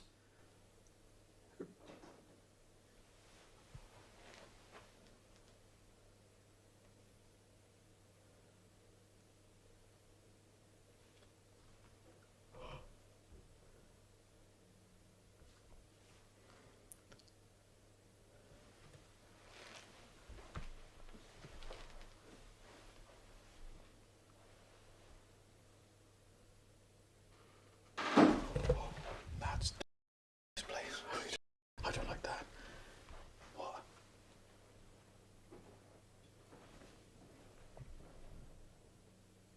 That is footsteps on. When Joe asked directly about the Shadow Man, he got a terrifying response. A sudden loud bang rang out from a nearby room, making Joe stumble back in fear. Elliot took the lead, and together they cautiously checked every room, finding no one else there. Joe mentioned the Shadow Man again, and the strange activity that followed sent shivers down both their spines. Well, last time I mentioned a shadow figure, we had what sounds like walking. Can you do that again?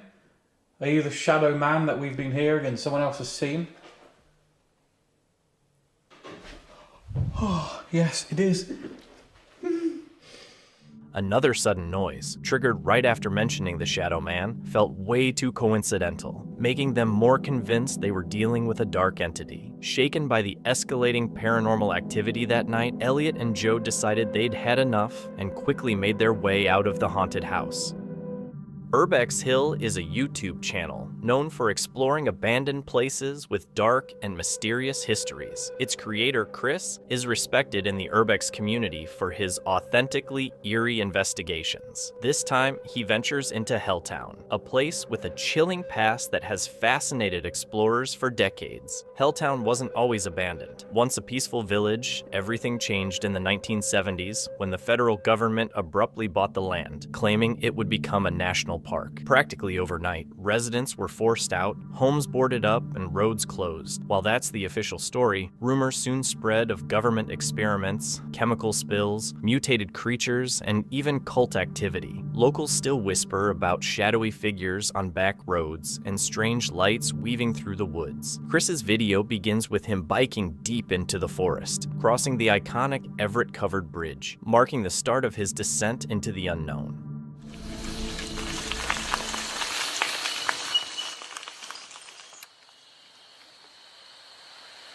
Everett covered bridge. I guess it's the bridge they're always talking about.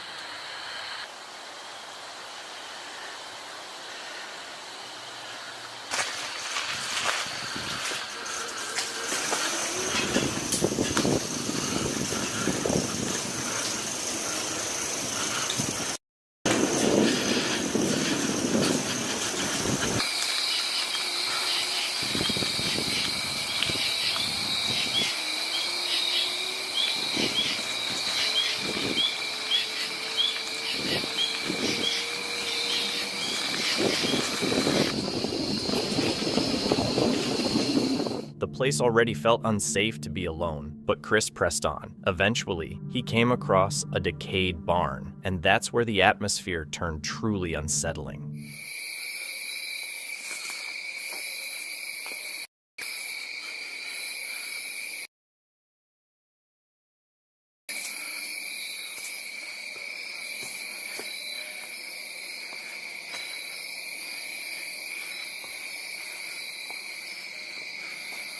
The barn of Helltown.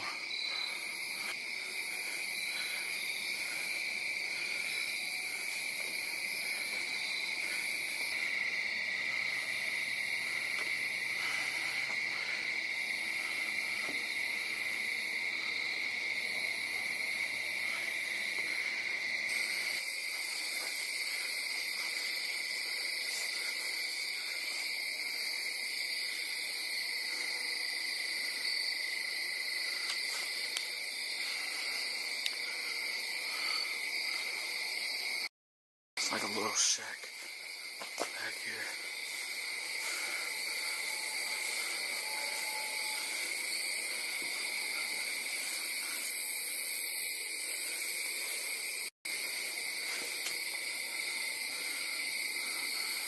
While investigating the barn, the camera kept cutting out, losing audio for a few seconds at a time. But what happened next was even stranger.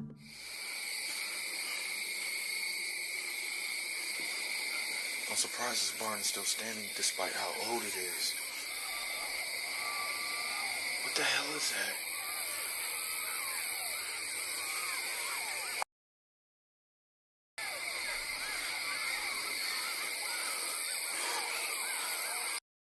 What's that? At that moment, the camera's battery suddenly drained and shut off, right as eerie sounds echoed in the background. Chris quickly swapped in a new battery, and without hesitation, headed toward the source of the noises.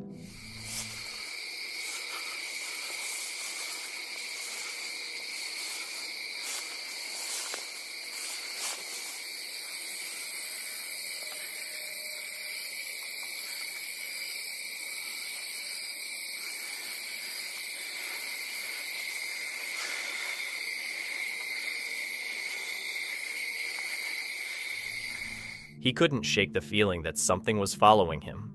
I keep hearing something. It sounds like it's following me.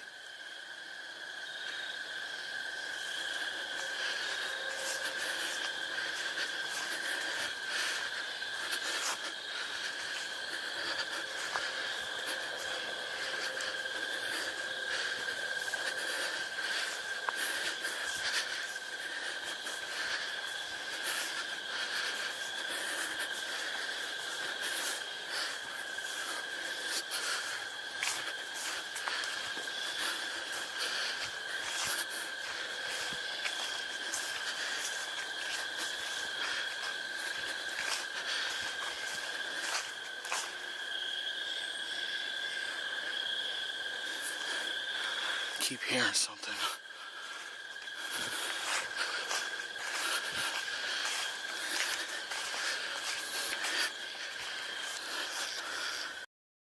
This lead to? I don't want to get lost. Lost, he eventually comes to an area of nothing but tall grass, and that's when he sees it.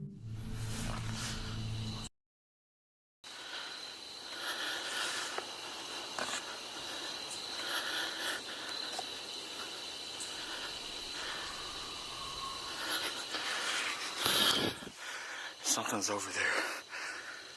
I can hear it.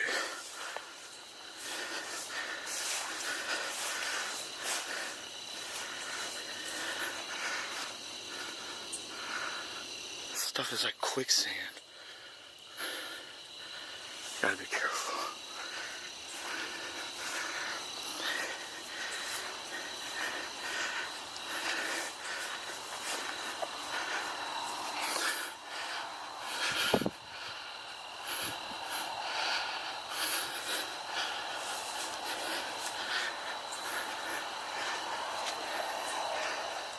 What was it? Was it the source of those eerie sounds, a mutated creature from the local legends, or just a wild animal? Honestly, that's a question that still has no clear answer.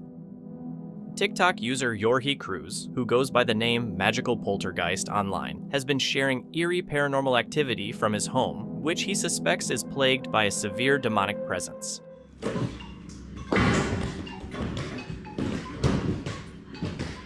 He posted footage from his home security cameras that showed frightening and mysterious events taking place in his kitchen.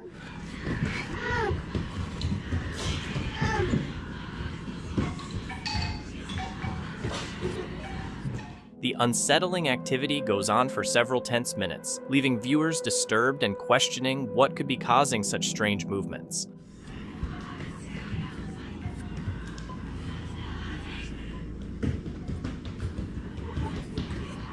Jorge mentioned that there's been a heavy negative energy hanging around his house for a while. He described a scary moment where he woke up choking, feeling like something, or multiple things, were pressing down on him. The whole experience has been so intense that it's made him feel sick. Hoping to fix things, he talked to his priest and later shared a video of himself trying to cleanse his home of the bad vibes. I am the Lord of the God, who teaches you the prophet, who leads you by the way you should go.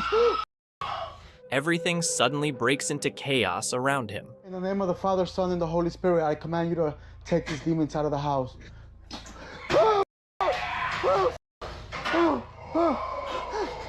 In the name of the Father, Son, and the Holy Spirit. Clearly rattled, Jorge eventually runs out of his own home. In the name of the Father, Son, and the Holy Spirit. Many viewers reacted to Jorge's unsettling experiences with real concern, while some questioned whether the events were exaggerated or even staged. Still, the intensity and ongoing nature of his encounters have led many to believe he's truly dealing with something paranormal, or possibly even demonic. This is Ben from the YouTube channel 401 Files, where he explores strange mysteries and odd events. He loves the outdoors and often mixes his investigations with solo camping trips in some of the UK's spookiest and most remote spots. In this video, Ben heads into a forest known for strange stories and rumored sightings of unknown creatures. Curious about the legends, he decides the best way to investigate is to camp overnight deep in the woods, with only his dog Lily by his side. It's Friday the 13th, January 2023, a date already known for bad luck. Ben starts his hike during the day and plans to set up camp just before sunset, hoping to avoid being seen by nearby dog walkers or locals. At first, everything feels calm. The farther he walks into the forest, the more relaxed he feels, thinking the night will be easy. But as soon as he finds a good spot and begins to unwind, that feeling changes when he hears something unusual. What is it?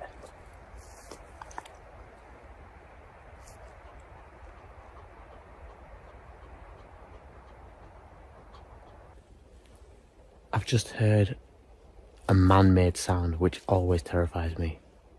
Even though the sound made Ben feel uneasy, he pushed the worry aside and told himself it was probably nothing. He stuck to his plan and set up camp. Luckily, nothing else strange happened, at least for a while. So Ben was able to relax a bit, sip some tea, and have a snack. But Ben didn't come all this way just to camp. As the night got darker and the forest grew quiet in a creepy way, his curiosity took over. With Lily by his side and only a flashlight to light the way, Ben headed out for a walk through the dark woods, hoping he might come across something unusual.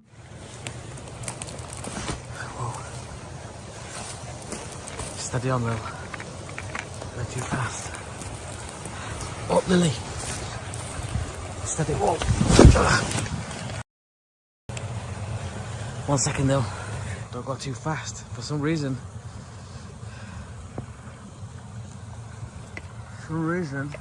my torch turned off.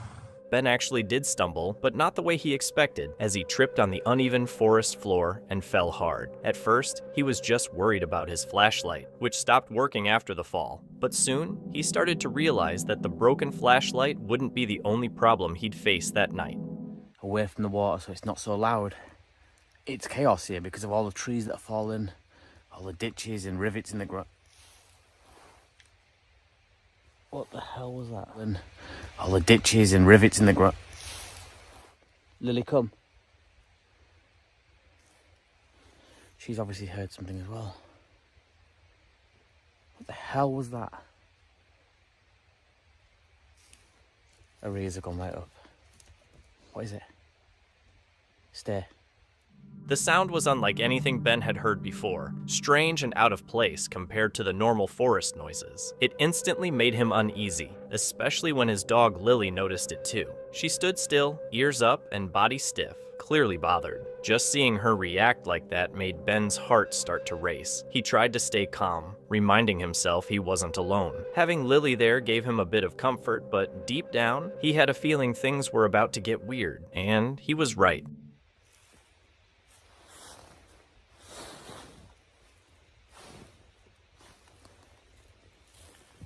Sounded like a tree just falling down.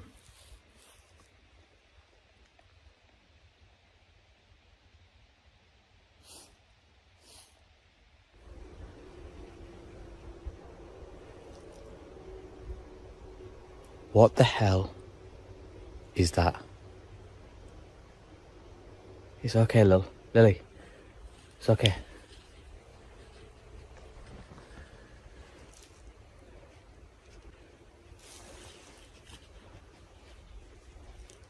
That is at some distance, but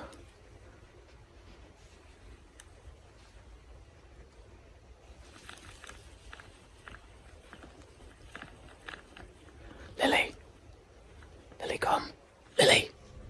As the night went on, Ben went back to his camp, still shaken by the strange noise. He listened to his recordings a few times, trying to figure out what it was, and the more he listened, the more he thought it sounded like howls. Maybe from dogs, or maybe something else. Not knowing for sure only made him more uneasy. Lily was clearly on edge too, and wouldn't settle down, which made Ben even more anxious. In the end, he decided to pack up and leave the forest early. Whatever those sounds were, no one knows for sure. Were they all connected, or just random noises that happened to make the night feel more intense? Let us know in the comments. Did Ben do the right thing by trusting his gut and leaving, or was he just spooked by something unknown? While you think about that mystery, get ready for the next clip.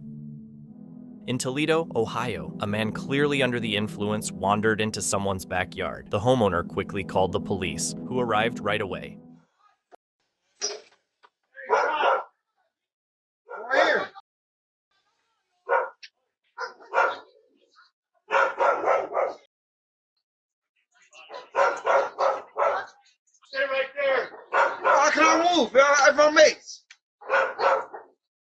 don't move.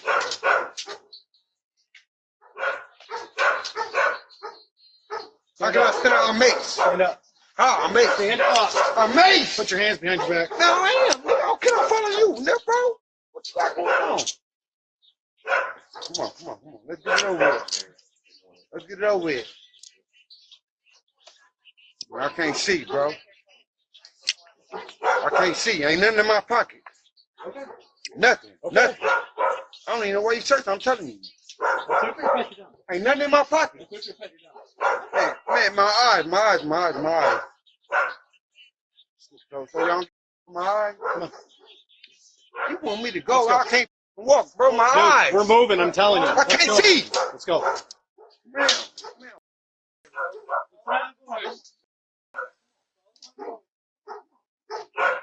When officers confronted him, he acted disoriented, claiming he couldn't see. Despite resisting and rambling, the police managed to detain him and move him out.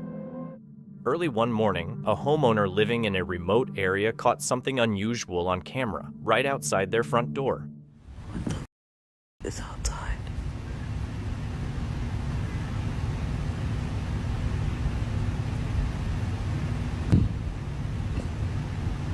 What the? Too scared to open my door.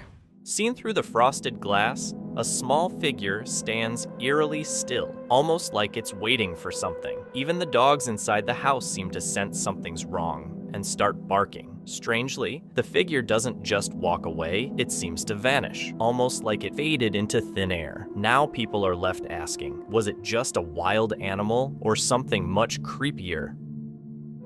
Franco heads back to Girona Cemetery in Chile, a place steeped in tragedy and ghost stories, to investigate eerie screams, ghostly figures, and a mysterious shadow that seems to follow him. This isn't his first visit. His previous trip ended early due to a violent rainstorm, though not before he captured unsettling sounds, bangs, distant cries, and what sounded like a woman sobbing. Locals believe the cemetery is haunted by La Llorona, the weeping woman, and Franco points out the statue dedicated to her, which sits above a mass grave of thousands of earthquake victims, potentially the source of lingering spiritual energy. As he explores, the strange noises return, rustling, whispers, and the sense that something is watching him from behind a tomb. Then suddenly, something happens. This is the statue dedicated to the Llorona. Basically, she is the weeping woman throughout this whole cemetery, especially from where I'm standing, because right here, underground, like about 6 feet, there's thousands upon thousands of unknown bodies for the people who passed away during a very major earthquake in Chile. This is the statue of Llorona. This is the one that people supposedly say they hear crying throughout the whole cemetery through the graveyard of Chile here. I think I just found somebody. They're back there in the darkness. I don't know who the hell that is, but usually it's security or somebody else. I don't know if it's right there. He's right between the bushes. I think it's a he. I want to walk up behind it a little bit.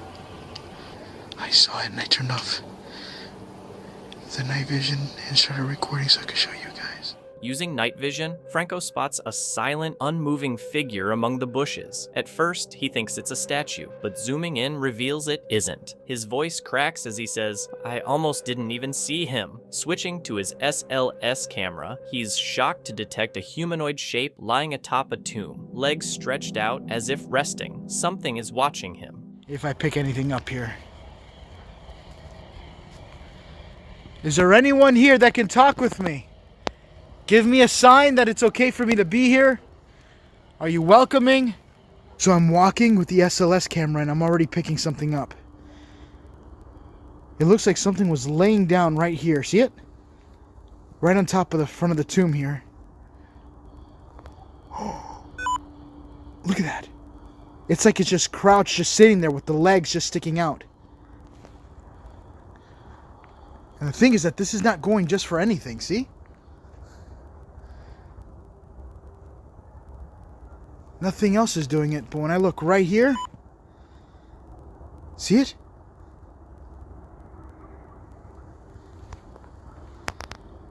Hello? What's your name? You seem to just be chilling right now.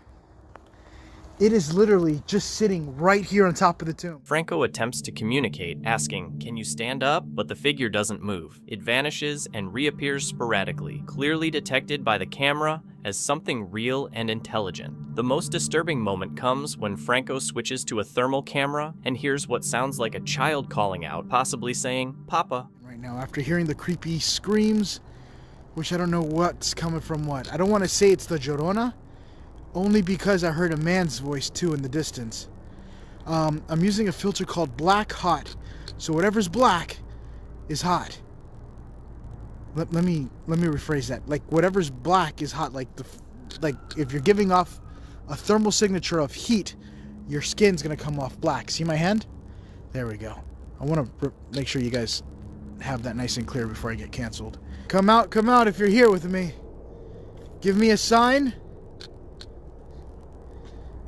Show me yourself. Llorona, Llorona, can you give me a sign? I just picked something up. I heard you scream, but I also heard a man scream. Was that you? Can you give me a sign? I heard something move in the bushes. Holy shit.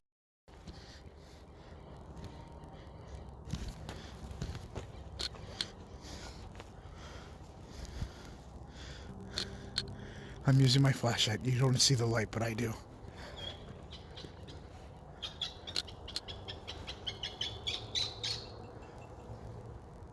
Oh, the animals are getting pissed. I'm trying to hold this camera as still as I can, but I swear I just heard a bell. It just went off. His voice reveals genuine fear and confusion. Was it a spirit, a bird, or something mimicking a child? Whatever it was, it shook him. Childlike voices often appear in paranormal reports, but they aren't always from children. The true shock comes when Franco sees an actual person in the darkness. I've made it to the far end of the cemetery. I got a mask on because it is getting really cold outside. The temperature is now, once again, a whopping 32 degrees.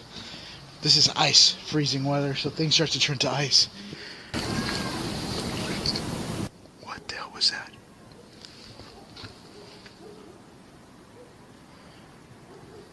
I just heard a little kid.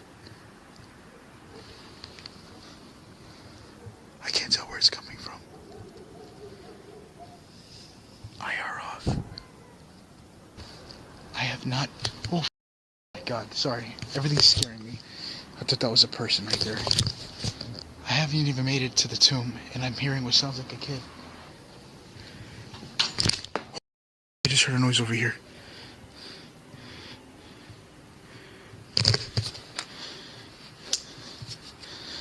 Flashlight's coming on.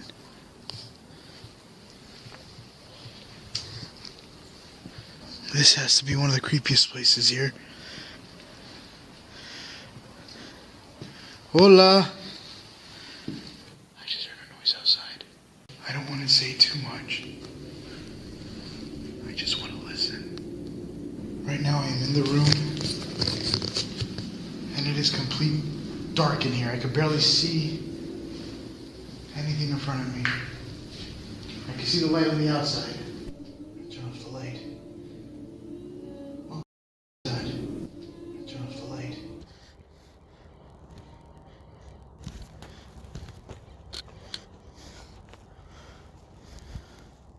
Dressed in black and sitting silently, the figure eventually stands and disappears behind the tombs. That's when Franco realizes he might be surrounded. He hears noises like a horn, a bell, and footsteps with no flashlights. If it were security, they'd be visible. These people are hiding. Franco wisely retreats, his voice showing real panic. This isn't just a ghost hunt anymore. There's a human threat too, and he even hears a child's voice again. Turn on my flashlight.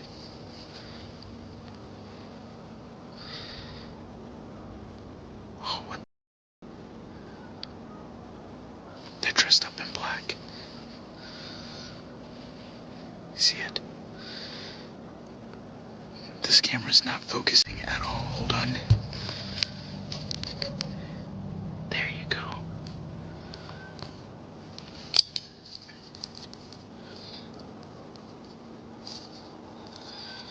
somebody back there dressed up in black.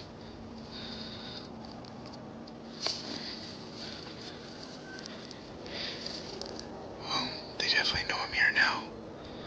And they're not even moving.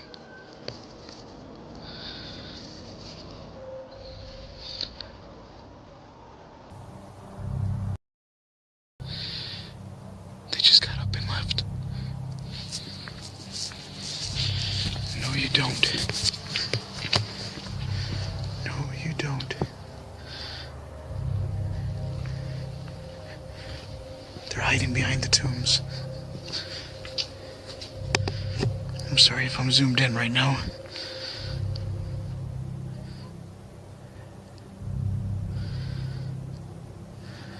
%, there's somebody back there. They're hiding in the dark behind the mausoleums. I usually don't turn on the light, but I saw a flashlight, and on the night vision I was seeing what looked like something black just hiding there. If it was security, they would 100% have a flashlight on, or at least some sort of light. Near the mausoleum where he once saw a baby-like figure, Frank's anxiety peaks. Noises reveal multiple people in the cemetery. Homeless, trespassers, or something darker. He wisely decides to leave. That is 100% not security. Had that been security, they would have lit me up like a light bulb. I gotta make my way back out of here. I wanted to work down there where the person is, but I'm gonna skip it for probably another time. You guys let me know what you guys want to do. But that's not security, and I don't want to risk my chances in the dark with a random homeless guy or whoever the hell's inside the cemetery while I'm carrying all my stuff with me. Okay, so update. There's definitely more than one person. I know I'm trying to finish the outro, and I keep getting... I got my book bag and I got all my stuff, so I'm good. Was this La Llorona, a restless spirit, or was Franco being stalked by people who shouldn't have been in the cemetery at 2 a.m.? What do you think? Was it paranormal, a hoax, or something far more sinister? It's Bates is a YouTube channel dedicated to urban exploration and real paranormal investigations. The creator films late-night adventures through abandoned buildings, haunted tunnels, eerie forests, and forgotten industrial sites. On November 24th, 2023, around 1:30 a.m., 2 explorers set out into a dark, remote forest, expecting a fun night of exploration, but soon discovered something far more unsettling. Guys, so we started hearing like really weird things.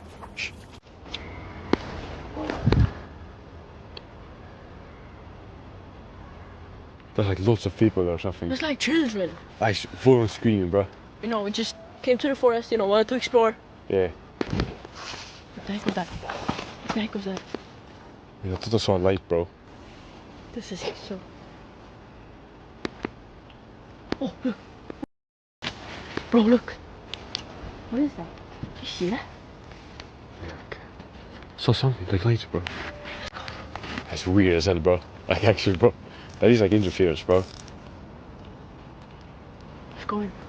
Really? Yeah.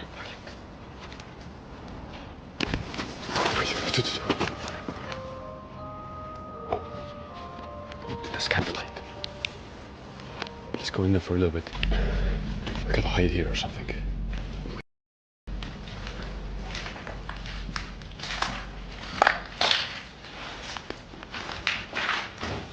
Where's this place, bro? Switch on. It's on. Where you go? Come quick.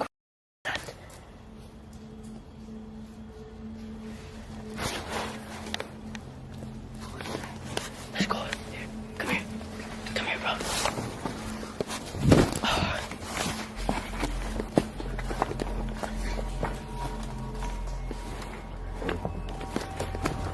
There's whistling.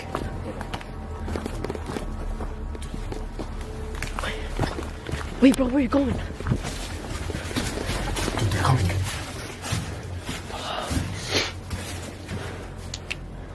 Bro.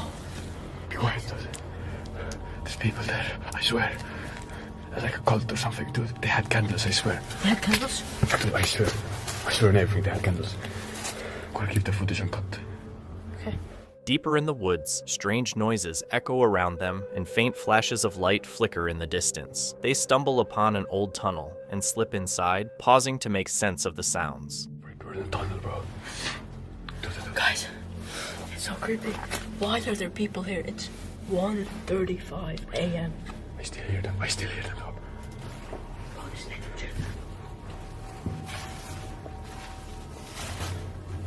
Let's go. What was that? That came from outside of it. Be quiet, be quiet. Can you see them?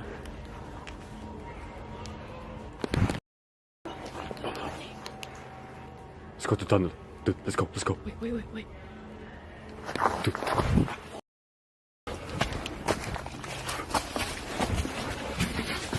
quiet, be quiet. Turn everything off. What is that? Oh no, dude. It's 1:37. Let me see. Oh.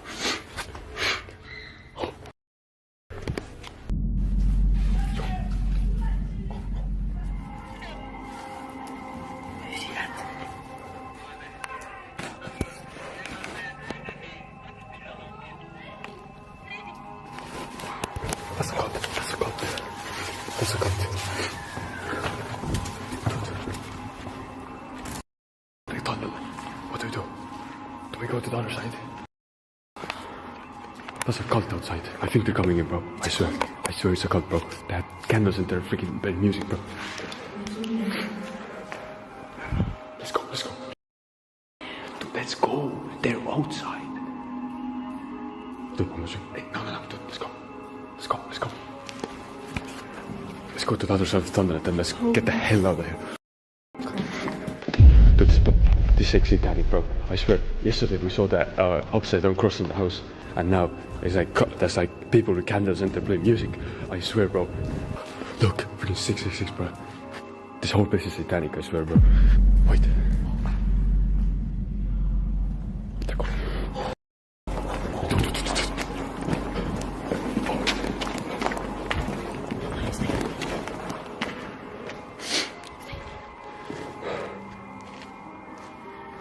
Oh, dude, let's go. Oh, dude, I know, dude, no, come here.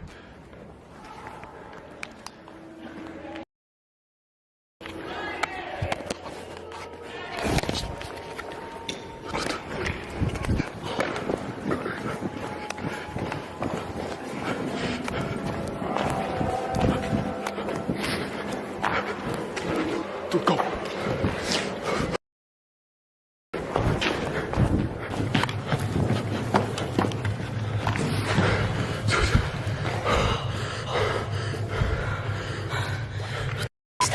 If you see them one more time, let's get the f*** out of here. Turn it off. They have a flashlight. The other time, the light shined right in front of me. It shined like right on me, bro. Wait, you're going. I don't see them. Dude, they have like the lights, bro. They have lights. Look. There's them.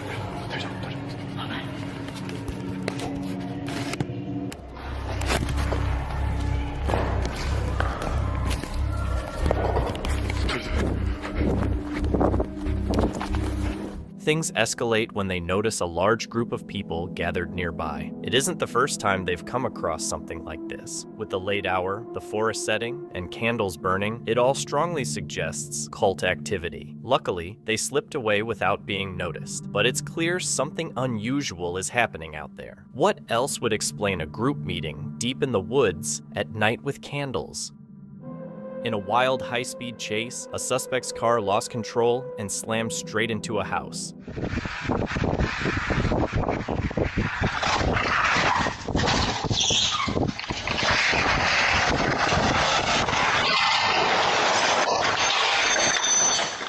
Moments later, police cruisers arrived on the scene, surrounding the vehicle.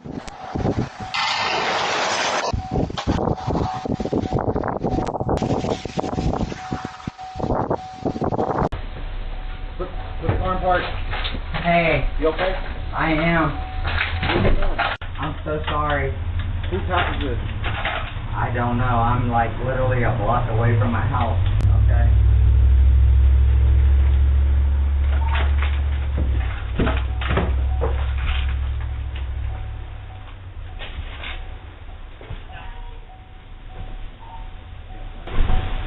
Park just ran into that house over there. Let me give you the address for a second. Hey, sir.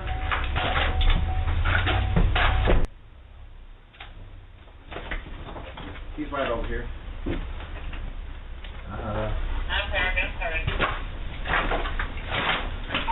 be able to go to him. Hey, have a seat. Have a seat. Yeah, I'll start at 4 more. Give me some light right here, Diablo. The driver, appearing dazed and possibly under the influence, was taken into custody as neighbors looked on at the chaos left behind. One night, this man was awakened by his dogs barking wildly. The next morning, he went into the backyard and discovered a deep trench and a barrel emitting a terrible stench. I don't know.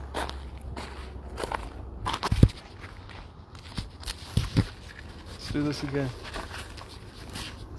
This smells. I need to report like a storage thing. What are those called? Like a canister? It's a canister, like for hazardous material. It's in the alleyway. Me and my, it's in the alleyway. It's sitting out here, and there looks like there's body parts in it. I don't think so.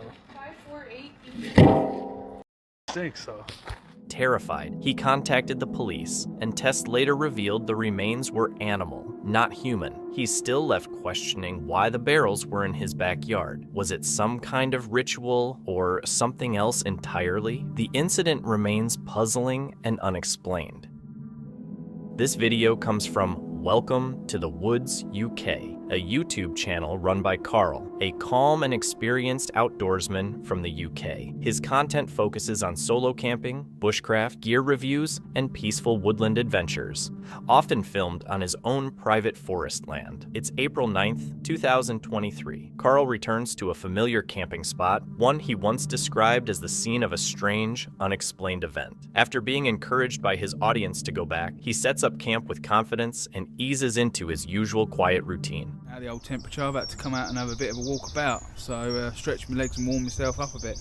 But I've whipped me one Tigerus down duvet out. It's got little poppers on it, so it poppers up. Mum and Dad got it for me for Christmas. It was about 60 quid. So yeah, that was a lovely Christmas present from them. But yeah, it's lovely and warm. This is a good idea to keep in the back of your car. Obviously, I know you can keep a foil blanket or whatnot in there, but these are well worth the money to keep you really warm. So I'm going to be using that instead of a sleeping bag tonight.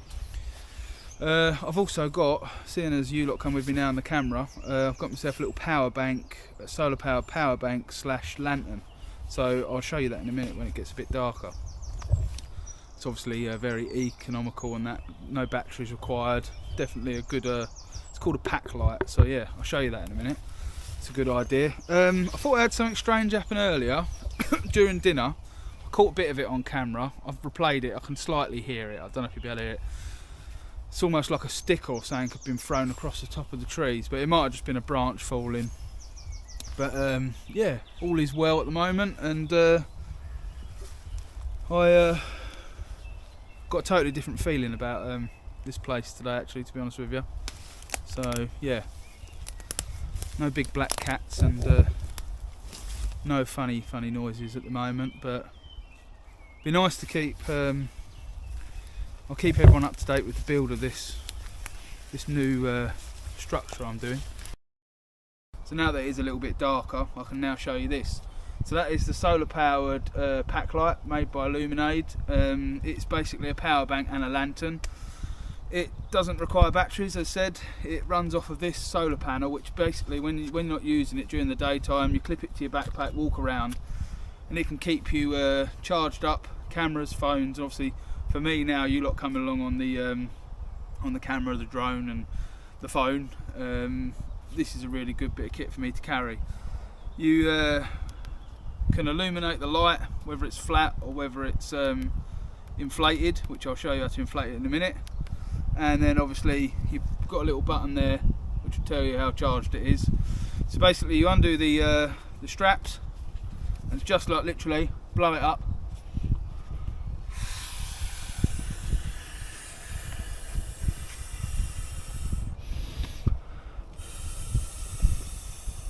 As you can imagine, with it being inflatable and fully waterproof, I think it's like IP67 or something like that, it can put up with snow, it can put up with rain, it can put up with pretty much everything you throw at it.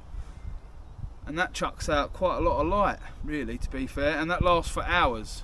Not sure exactly how many hours, I've not tested it yet, but that's me blanket just falling, don't worry. Yeah, a couple of different light settings. Obviously flashing, good for reading and everything else, and obviously it can keep you charged and good to go for probably weeks and weeks and weeks if you keep it out in the sunlight charging. And it does pack down fairly simply, just a little twist, yeah, coming out of it. Put the plug back in.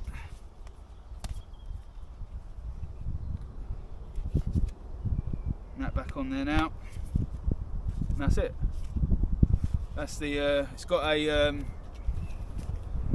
input and output port there, and that's also covered with a waterproof cover. So I'm gonna be using this a lot because obviously got lots of bits and pieces to charge.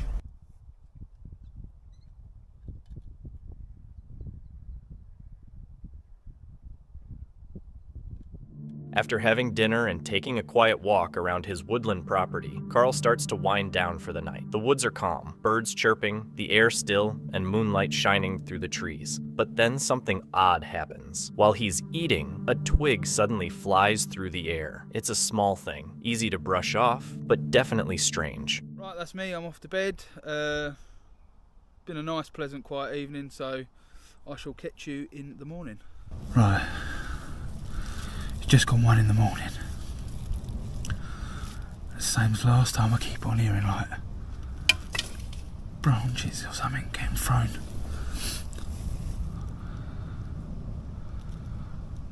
It's just inky black. I don't know what's going on here. Something's not. That was loud. Oi!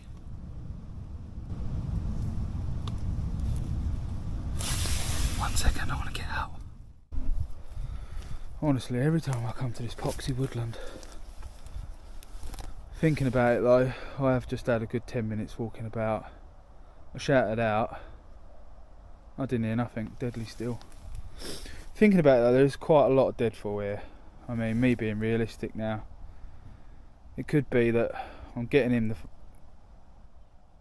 I thought I heard a sound then, no. It could be that I'm getting in nice and quiet in my bivvy bag, and then I'm noticing the noises. But I've been doing this a long time. I've been out in the woods hunting.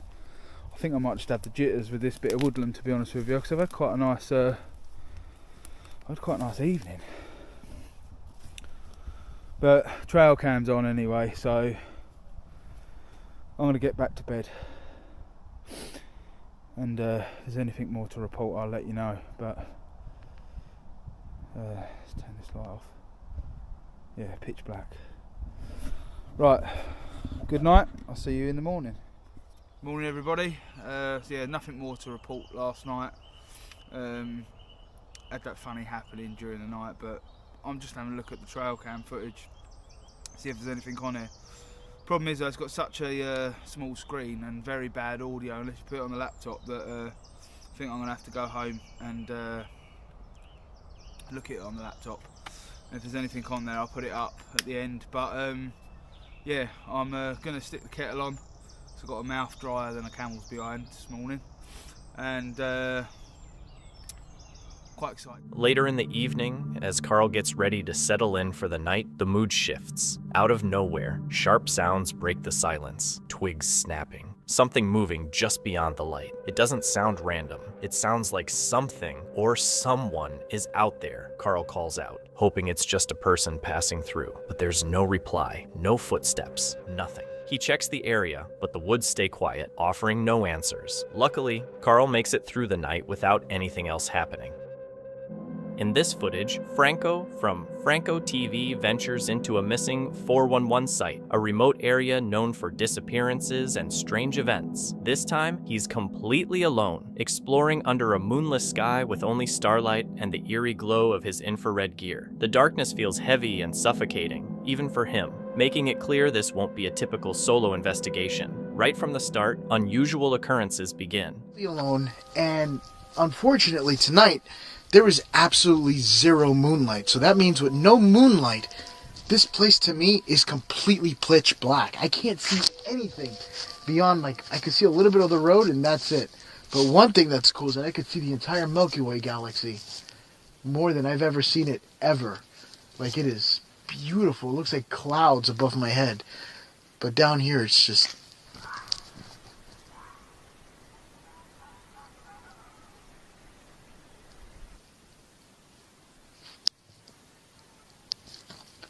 What was that? I keep hearing yelling from around me. And look at this. I'm going to go ahead and turn off my IR so that way you can see how dark it is, okay? You ready?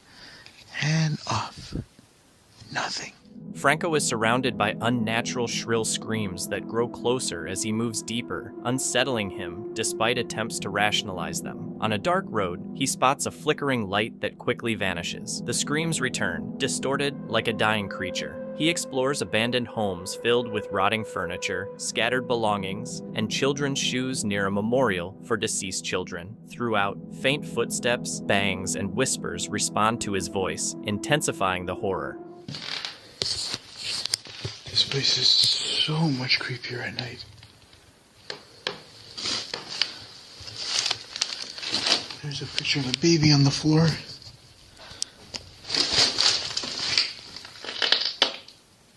just heard something.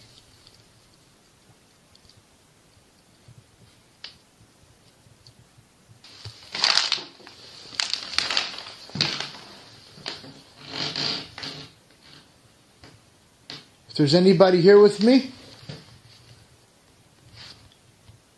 can you let me know? You know, it sucks to say this, but I already want to finish this video.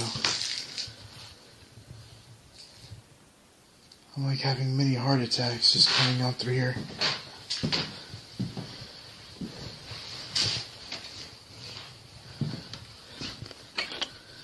Holy crap, this whole thing collapsed. Can you give me a sign that you're here? Willing to communicate with me?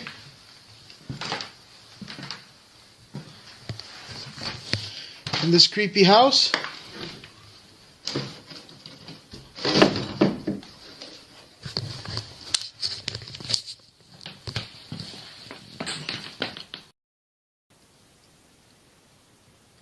I just got a noise again.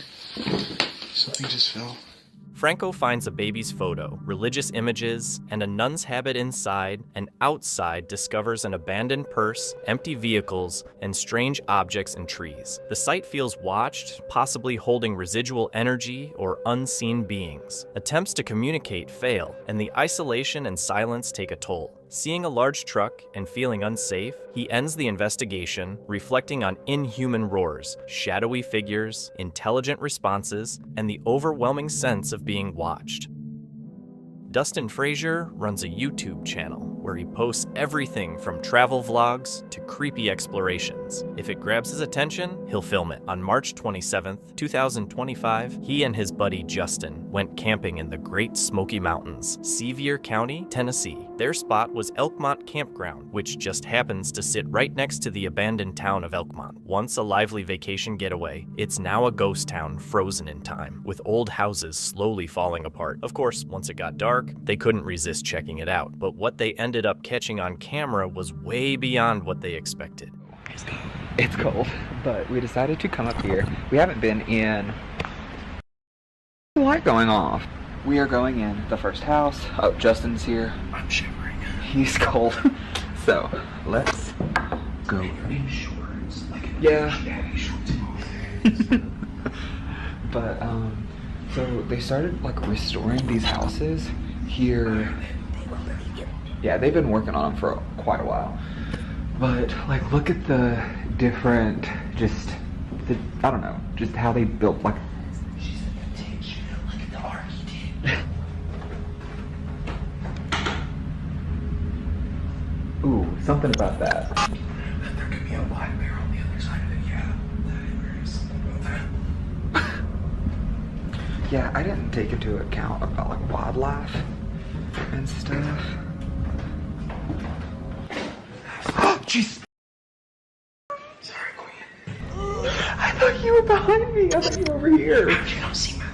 I don't know. I have 2 lights pointed at my face right now. Even though the creepy vibe and chance of running into wildlife had them a little on edge, they weren't expecting anything too scary. They kept going, checking out one of the abandoned houses with their flashlights, cutting through the darkness. What they didn't realize, though, was that their camera had already caught something strange.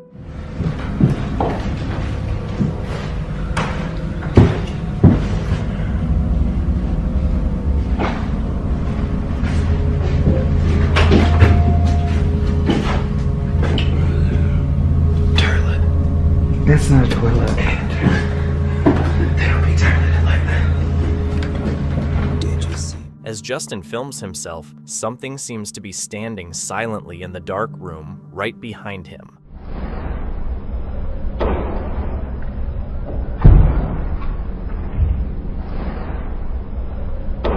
Dustin and Justin didn't notice anything unusual at the time. They explored a few more houses and eventually headed back to their tent, completely unaware of what the camera had picked up. It wasn't until later, when Dustin reviewed the footage for his channel, that the shadowy figure was revealed. So what do you think they caught that night in Elkmont? Was it something paranormal, a presence still lingering in the ghost town, or just a trick of the light? Let us know your thoughts.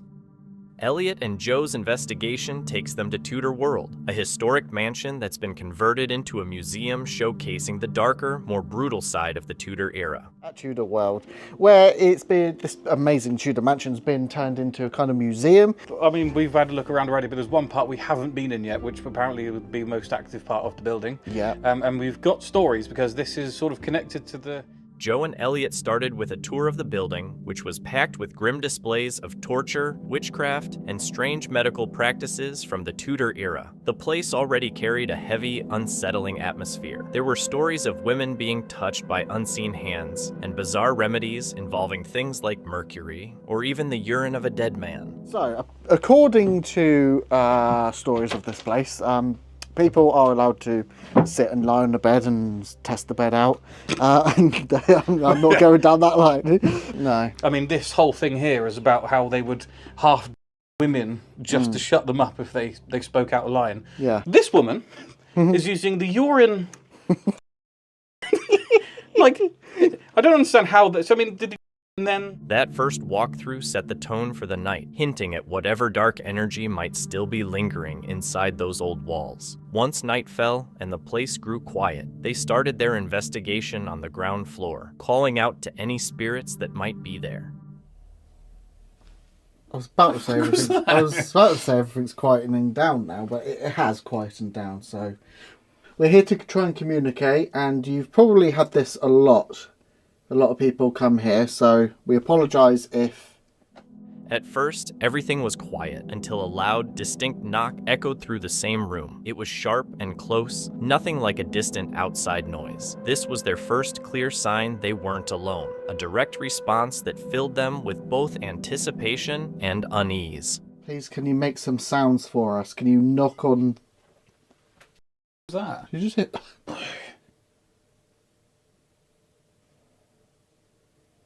And that was in the room as well. That wasn't like noise from outside. While keeping watch downstairs, they started hearing what sounded like clear footsteps creaking across the floor above them. The noise was so distinct that Elliot went upstairs and was able to recreate it, confirming that something or someone had been moving around.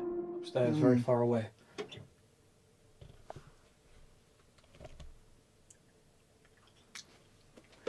It's that step. That is 100% it. Someone's just stood on that step. That's Instant. A terrifying pattern emerged. Footsteps echoed whenever they were downstairs, but the moment they went up to confront it, silence. It felt like something intelligent was toying with them. Their gear failed constantly, batteries drained in minutes, recordings stopped without reason, especially in the most active spots. In the attic seance room, the atmosphere grew heavy. Elliot felt something directly behind him as faint clicks and creaks came from the empty chairs nearby. By 2:30 a.m., the footsteps upstairs grew louder and more deliberate. For one final test, Joe stayed downstairs while Elliot walked across the upper floor, and the sound perfectly matched the phantom steps they'd heard all night. Does that sound the same? Exactly the same. Okay. So that sounds exactly the same. What we've just said, what we've heard is someone walking up and down here. Yes, 100%. The building was locked, silent, and empty, yet the footsteps were undeniable. Someone, or something, was walking the halls with them. They had captured exactly what they came for. Clear, repeatable evidence of the paranormal. These weren't random noises, but intelligent, responsive, almost playful footsteps that turned the night into a chilling game of cat and mouse. By the end, there was no logical explanation, only the certainty that the spirits of Tudor World remain far more present than we realize. Ian was exploring a haunted manor with a dark history of abuse and murders, so it made sense that it was haunted. Still, he didn't expect it to be haunted enough to produce such a chilling encounter. Take a look.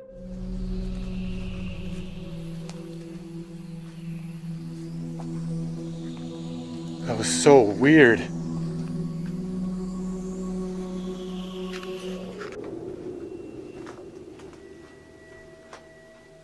All right, time to check out the second floor.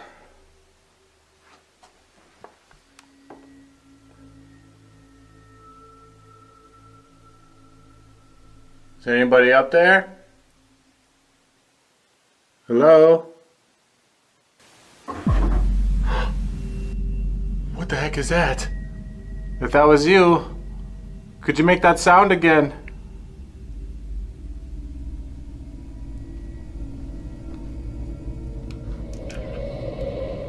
Oh, whoa. Whoa, what is that? What is that?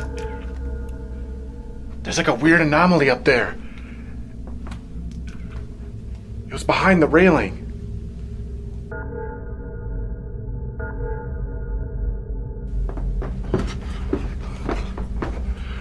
It was right up here. Oh! What was that? What was that? That sounded like a little girl. Oh my god. Here. Who the heck is up here? Hello? Whoa! Whoa, whoa, whoa! Oh my god! It just flew that way into this hallway. Whoa, the door's shut.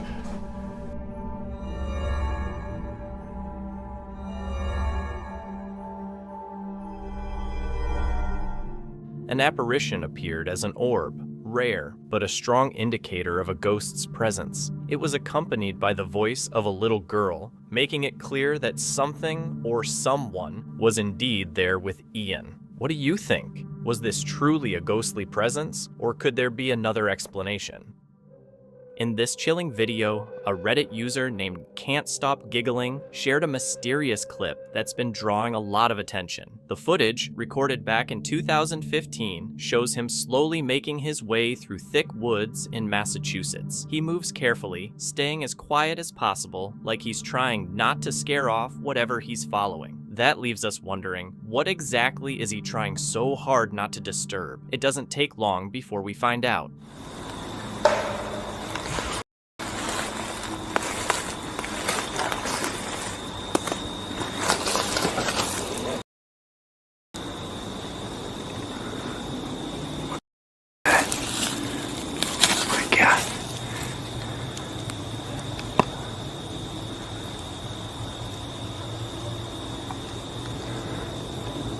Out of nowhere, a furry, unknown creature is seen slowly making its way through the trees before vanishing into the forest, never to reappear. The person who posted the video is convinced it was a young Bigfoot, and given its size and movement, it's a believable guess. Still, like all supposed cryptid sightings, there's plenty of room for doubt. Could it have been a clever fake, or did he film something unexplainable? If it wasn't a baby Bigfoot, then what did he actually catch on camera? Let's know what you think in the comments. In a tense scene, the elderly man was caught on camera desperately trying to break into a house using a large hammer, swinging it at the lock again and again.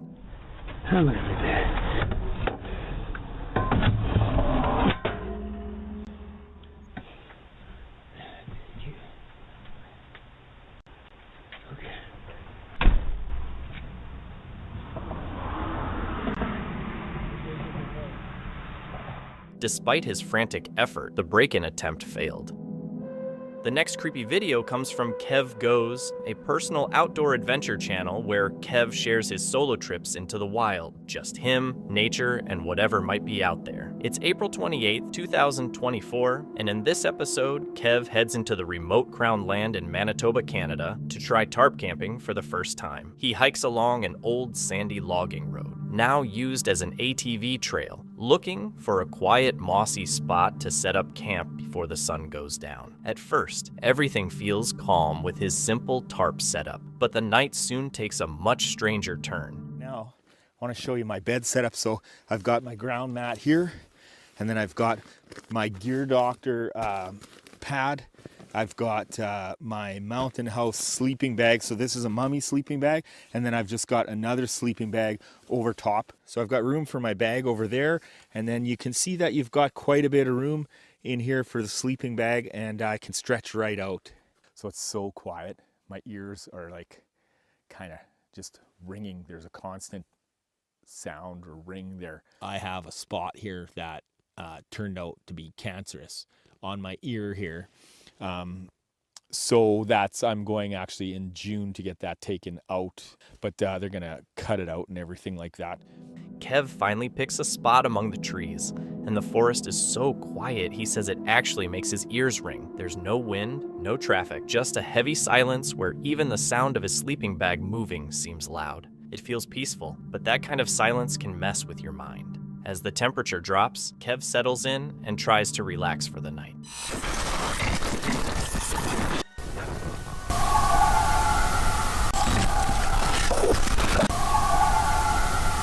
I don't know if you heard that, but that was a weird sound, man. I do not know what that was. I'm gonna get up and make some coffee, and then I'll talk about how everything was over the night. And if you, if the camera picked up that sound that was from last night, and you know what it is, let me know in the comments, because that was pretty freaky. But the peace doesn't last. Out of nowhere, chilling screams ring out through the forest. Kev sits up right away, shocked. He quickly records a bit of the sound on camera, and it's nothing like you'd normally hear in the woods. It doesn't sound like a coyote or a fox. Nothing he recognizes. Just a long, disturbing scream, way too loud and way too close. You know, getting used to the sounds and everything like that. And then for a while there, all sounds stopped. But, you know, the trees creak, and sometimes they creak in a weird way, and you don't know that it's necessarily a tree. And so I was definitely on guard last night. It was a broken sleep for sure. Luckily, Kev made it through the night without anything happening to him. But waking up to a sound like that, especially when you're all alone in the middle of nowhere, would scare just about anyone. So what do you think it was? Could it have been an animal we just don't recognize? Or was Kev not as alone as he thought? Maybe someone, or something, was out there in the dark with him. Tom, the creator of Haunted Finders on YouTube, is known for exploring some of the UK's most haunted places on his own. With his equipment and respect for the history surrounding each location, he captures raw, uncut encounters that leave his viewers amazed. One of his most chilling investigations took place at East Stoke Church, a site infamous for its dark past. Arriving one quiet morning, Tom explained its history, how the Battle of Stokefield left so many dead that the nearby river reportedly ran red with blood, and the fallen soldiers were buried together in a mass grave in the churchyard. This place, if you don't already know, sits right opposite the field where the Battle of Stokefield took place, which was said to be English history. So many people in that battle that there is a small river that runs alongside the field, and when people were trying to escape them into that stream, and apparently the river ran red with blood that day because of how many people were slaughtered. So there's a lot of crazy stuff that went down here, and they actually mass buried a lot of the soldiers from the Battle of Stokefield in this churchyard, and there were that many of them buried that the churchyard now sits higher than the church. As he wandered through the grounds, the weight of history was impossible to miss. Weathered tombstones, some from the early 1700s, stood like quiet reminders of the past. But as he passed by the church windows, things took a creepy turn. He was almost sure he saw a figure staring out at him, a sight that instantly sent a chill down his spine. Wow, I got a really weird feeling then. Walking past my own windows then, I swear. I thought I saw someone looking out, that was weird. Shaken but still determined, Tom set up an EVP session near the supposed mass grave. Speaking into the silence, he invited any spirits tied to the battle to come through. What he captured was instant and startling. What's that? What? Oh, that is clear. What is that?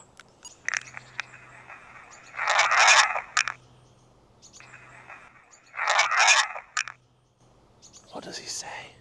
Definitely something. An angry shout came through Tom's device. The words unclear, but the hostility undeniable. The feeling of being watched grew stronger, as if something was following him. Switching to a spirit box, he received fragmented replies that confirmed the site's dark and tragic past. I'm not here to antagonize. Still graves present here from 1701. Horrible things happened here. Whoa. Disposed of. Cursed land. Cursed land. A chilling word came through, one Tom recognized from a hostile spirit he'd faced at the church before. The threats continued, confirming it was the same malevolent energy. Then things escalated. After the spirit box told him to sit, he moved to a bench, only to hear footsteps circling behind him, as if something was sizing him up. Just heard someone walking down here. You coming to join me? I've just heard you. Come. Such a strange feeling here. Something walking behind me. I can hear you. Come closer then. Come and sit with me. Can you hear that? Please tell me you can hear that. Someone's just walked underneath the tree. As Tom stood to adjust his gear, objects suddenly began landing near him with sharp thuds, one after another. The spirit had moved past words, now hurling things from the darkness to intimidate him, transforming the quiet churchyard into a tense and dangerous place. I'm not going anywhere. You don't have to throw stuff. Okay? I don't know if that was on the audio, but I stood up to put my phone in my pocket so I can get the recorder out. And if someone threw something over here, and again, stop throwing things. Although Tom walked away without a scratch, the experience stuck with him. He'd been stalked, threatened, and even targeted by objects hurled from the dark. Was it the restless spirit of a fallen soldier, furious over his brutal death and mass burial, or something entirely different?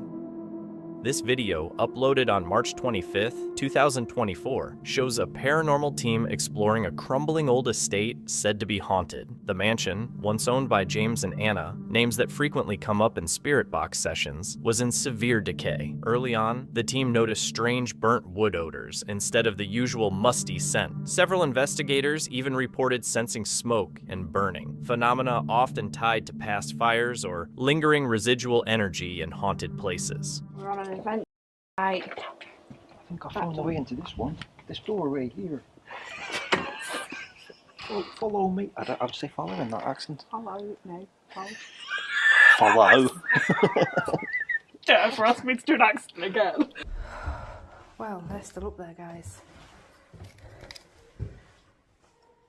It's just me and you. They'll be coming down in a second. Don't feel too bad walking around here, though. I was trying to figure out which was the room, Jane.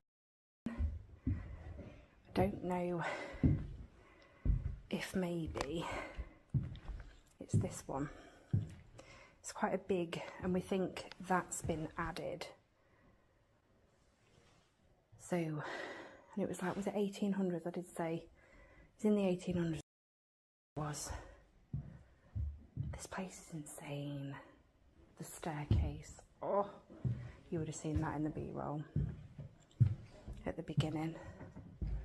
While checking out the upper floors, the team set up some trigger objects and asked if any spirits would respond. When they asked for names, they faintly heard both James and Anna come through on the spirit box, a soft, almost whispery male voice saying one of the names. They knew it might just be a coincidence, but since those names kept popping up in different sessions, it felt more like real communication. Is this the room that James... What's up with you? I was just about to say exactly the same Was you? thing. Yeah, I was like looking at you, are you going to speak? Because I want to say it. And then it was like, no, you spoke. Ask if James is here. So we're in the room that we think that James, who owned this house back in 1850, was it? I think that rings a bell. In the 1800s, anyway. We think this is the room that James is in. Do we have James with us? Or Anna?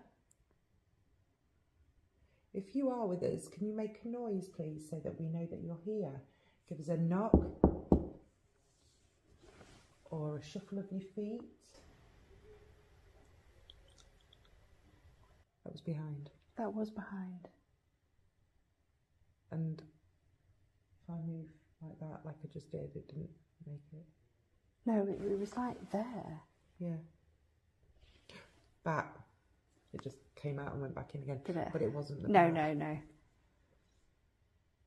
So was that you, James? Can you do that again for me? During the session, one team member started feeling sick, and cold spots popped up, especially near a staircase, with no drafts or open windows to explain them. Then, one investigator claimed she saw an elderly woman staring down from the top floor, leaning over with big, unblinking eyes. The sight shook another member so much she broke down. She later admitted she'd seen a ghostly child as a kid and had been chasing paranormal answers ever since. There's 3 windows. In the one on the right, out of my peripherals, I could see somebody. So I looked up to find an explanation for what I was seeing. There was an old lady. And she was head over the banister looking at me. And her eyes were just bulging, like unnaturally out of her head. And she was just staring at me. Now, it happened for like a split second and she was gone, but it felt like she was staring at me for like 10 minutes. I just froze. I froze like when I saw the boy. I froze and then I cried. I saw the boy when I was really little and I've been chasing him for it ever since. And I don't even think I could have a camera. I'm so sorry. I'm not sad, I promise. Come on, sis, for God's sake. I need to go through the footage, but I was stood on the landing of the stairs, because you go up onto a landing and then it splits off to the left and right. Well, I was stood on that landing, so that window's up here, and I had my camera at the bottom of the stairs and it's not reaching the windows. I really don't think it. The sighting of the elderly woman felt deeply personal, as if she was being warned or scared off. The rest of the team still noticed the cold spots and heavy energy. Later, one member returned alone, calling out for spirits with a mix of courage and fear, while the others searched nearby debris, leaving her by the stairs for any further signs. It gave me goosebumps because obviously when I said I feel a funny feeling, and I said, didn't I? You said, feel it here, feel it there. And I said, I just feel it behind. Her eyes were really wide. Really? She was like, it was literally a split second and she'd gone.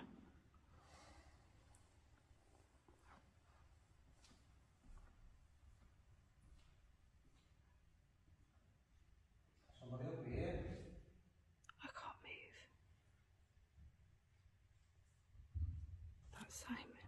Sorry. It's alright. Oh. I'm Take a alright. second. I know, I'll have a vape. Yeah, that's the temperature. I've just gone really cold. I don't know, how do you know? It's gone to the left, cold. It was left. Left. Left. It was going left. Can you not feel how I can cold feel it. is? Yeah, it is cold. But it, It's cold. it is cold. Look at my beard. Oh god, it's like on end. Yeah. I'm just No, gonna. it's still on that I'm end. gonna just have a quick vape. This isn't. I just need a minute. I'm shaking. I need to sit down. I need to. Yeah. Yeah, you're proper goose. She began feeling weak, breaking out in cold sweats, her legs shaky, and an overwhelming sense of being watched. The longer she stayed alone, the stronger these sensations became. Compelled to move down a dark hallway, she was struck by dizziness and nausea. Faint shuffling sounds above suggested something pacing upstairs, but what truly terrified her was discovering a hidden corner under the stairs, a child's play area with small chairs oddly arranged, seemingly frozen in time.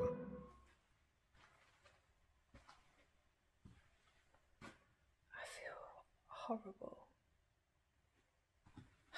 The cupboard under the stairs. Harry Potter, the boy who lived, come to.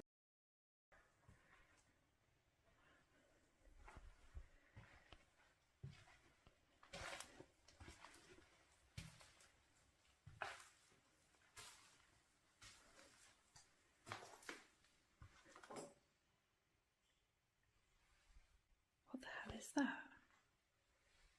Oh, that's the way in. I want to see this. I don't know why I'm coming on my own. Wow. Look at the little chairs on the floor. That chandelier. That is amazing. This house is beautiful. The team finished their investigation feeling shaken. The cold spots, the apparition at the stairs, the physical reactions, and the emotional impact on one member all made it a powerful experience. Whether it was the spirits of James and Anna or something else entirely, no one could say for sure. A man named Robert White from Williamsburg, Virginia, was relaxing on his front porch late one night, taking in the quiet and gazing into the woods, when he suddenly heard something rustling among the trees. As he looked closer, he spotted a pair of glowing eyes staring directly at him.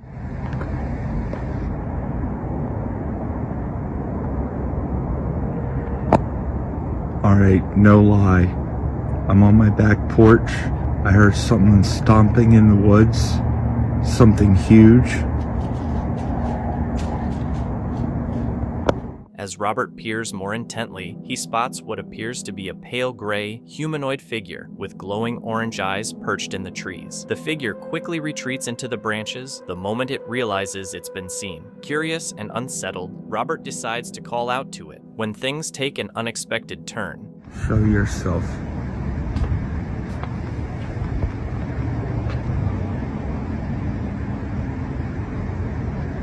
I stood my ground.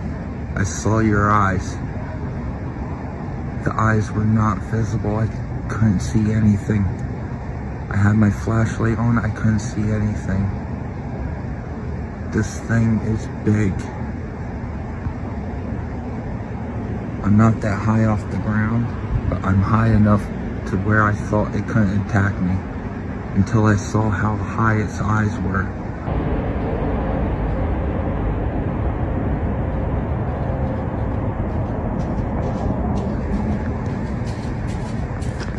As Robert watches it closely, the creature suddenly vanishes into the darkness, only to be heard rapidly moving toward him. Without hesitation, Robert spins around and rushes back into his house, unwilling to discover what might happen if it got any closer. Since that night, he's never seen it again. This man turned out to be the homeowner's son, and sadly, he's battling addiction. Hello? Hey, Mom, what Uncle Raymond talking about some, you wanted me to come back down here for what? What? What Uncle Raymond talking about some, you wanted me to come back down here for what? I don't know what Raymond talking about there. In broad daylight, he showed up at his parents' house, visibly struggling, and rang the doorbell. Well, I ain't gonna lie, I ain't got nowhere to go down here, and I'm stuck down here, so one of y'all trying to give me a ride or something down here? Daryl, we told you to stay at Marlena's house. You didn't want to do that. Stay at Marlena's house? I'm grown, what you mean? I'm trying to go, I'm trying to get around here. Bye, Daryl. Bye.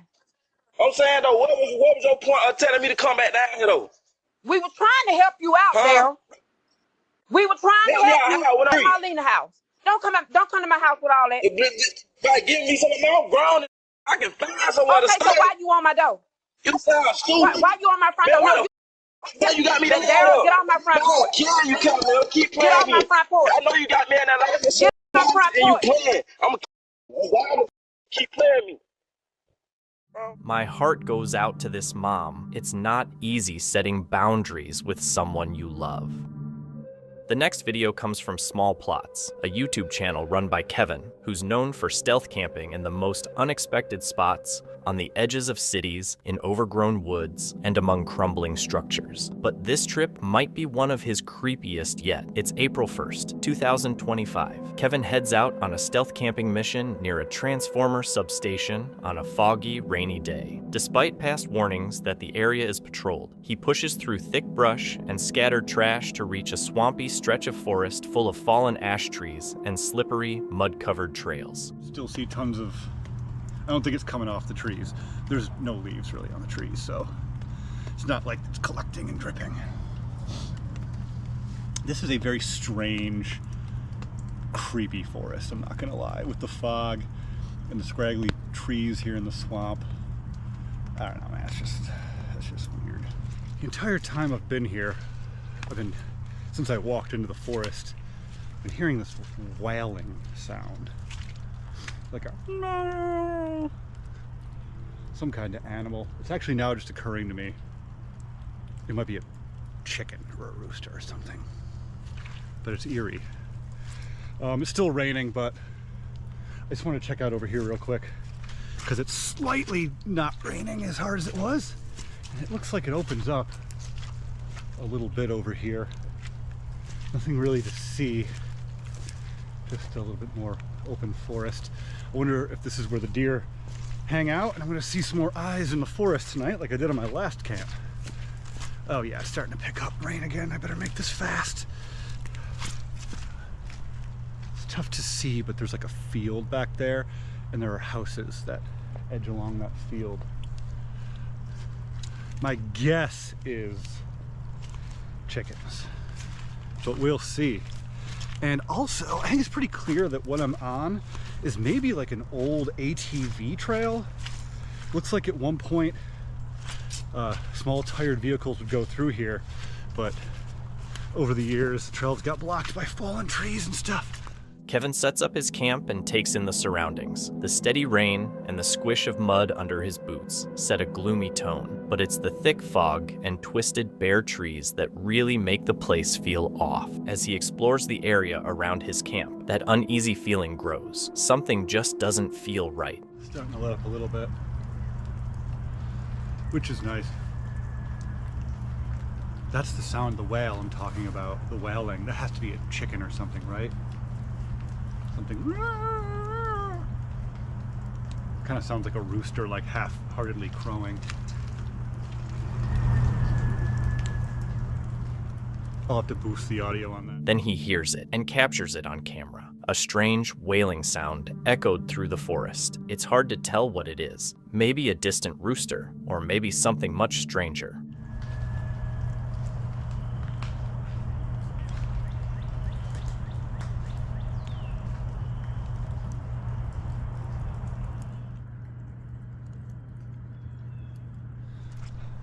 Well, since the rain is slightly letting up, for the time being anyway, I do want to make a couple of on-camera observations that confuse and delight me. The first one is, this area almost looks like sometimes it gets like heavy water rushing through here. Not like crazy, but there's a few things like this with the bunch of branches all like lined up against a tree, like they were pushed there by water. Not something that happens very often, but obviously not unheard of, as this place is pretty wet just currently right now. There's another spot over here with the same thing. Yeah, you can kind of see that cluster right there, where it looks like just some water came in and then like pushed all the branches and stuff up. So I do have to be careful of that, I suppose. I don't know what else it could be. What would collect all those branches and then break them in the same spot like that, other than water? I don't know. This woods is very interesting, to say the least. Beyond the fact that I feel like I'm being watched the entire time I'm here. Some parts are super open, some parts aren't open at all. My guess is the open parts somebody artificially made at some point in order to hunt. It's tough to tell. There's like a raised berm this way behind me. I don't want to push through. It's hard to tell. It's all prickers between me and that. But at least there's a berm there, so I'm not too worried about people's homes if I do have a fire. Wow, I'm not even that far away from my tarp. It's like slightly foggy. I don't know if the camera's picking up on it. The tarp's like 30 feet away. It's not that far away. You know, all in all, kind of a beautiful day. It's in the mid 50s. Obviously I'm wearing a t-shirt to kind of dry off. There's that wailing again. Let me know in the comments if that's a rooster. I think it's a rooster. It's coming from the same direction, or it could be, you know, an eldritch creature of the bog that I am staying in. Look at this place, man. Not appropriate for camping whatsoever. Honestly, camping in this little marsh is more inappropriate than camping next to the power station. As Kevin explores more of the area, he starts to notice branches and twigs arranged in strange patterns. Could it be from the rain, an animal, or something else entirely? He stays calm and even laughs it off, but he admits something doesn't feel right. It's like he's not alone, like someone or something is watching. See what the rain does. I really want to have a fire tonight. My food's gonna be so much better if I have a fire, but it's still edible without a fire. It's not like I brought like raw chicken or anything. Yeah.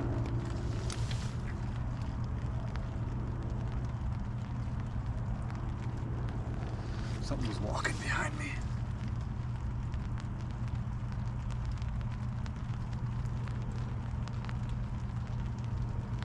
I don't know. Later that night, while resting in his hammock shelter, Kevin hears clear footsteps coming from behind him. He quickly checks, but there's nothing there. No one in sight, just the fog, the forest, and an unsettling silence. Thankfully, Kevin made it out safely, but this trip stuck with him. The wailing, the footsteps, it all serves as a chilling reminder that even on the forgotten edges of the city, you're never truly alone. Whether you're deep in the wilderness or camped near crumbling urban ruins, that feeling of being watched is hard to ignore, especially when no one should be there. Decaying Ace, a YouTube channel focused on urban exploration, explores abandoned and forgotten places, everything from hospitals and asylums to schools and entire neighborhoods left to decay. On a snowy February 12, 2023, the team ventures into Elderwood Avenue in Cleveland, a neighborhood once infamous for crime, violence, and high death rates. Now it's a ghost town, but still far from safe. Inside the abandoned buildings, they remain tense, wary of possible traps or squatters. The further they go, the creepier it gets. Crumbling structures, rotting debris, and strange remnants from the past everywhere. The air carries an unsettling odor, and at one point, they even think they spot a body bag.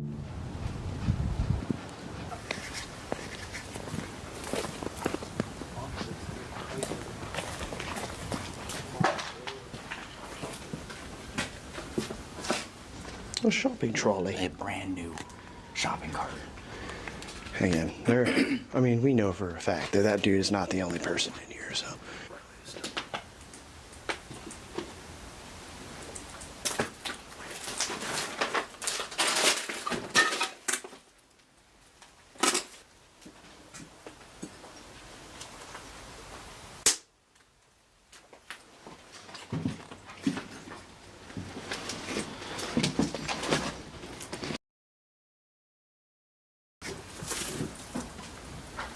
This is all caved in right here.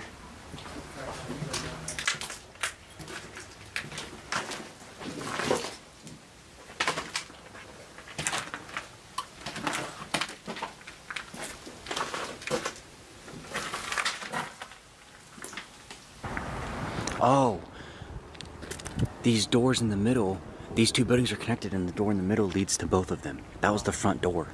I didn't even think about that. We should probably. Yeah, I agree.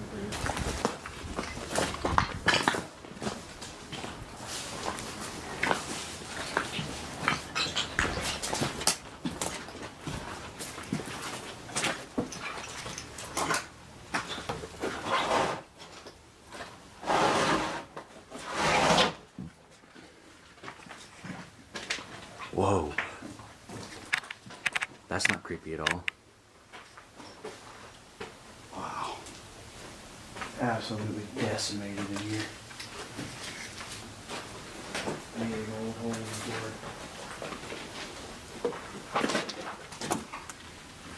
Oh. Getting real dark in here. Yeah. Did you see that, Joanna? What's the door doing? Yes. You're an idiot. Oh my, I just about walked right through that. You did? If your light wasn't on, I wouldn't have seen that. I just said there's a big hole there. That's pretty wild.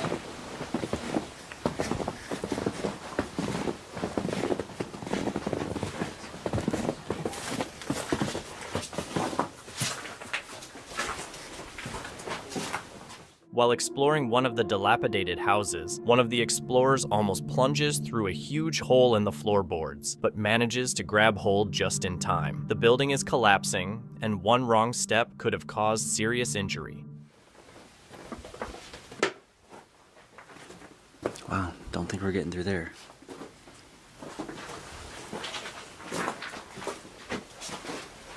Wow, don't think we're getting through here either.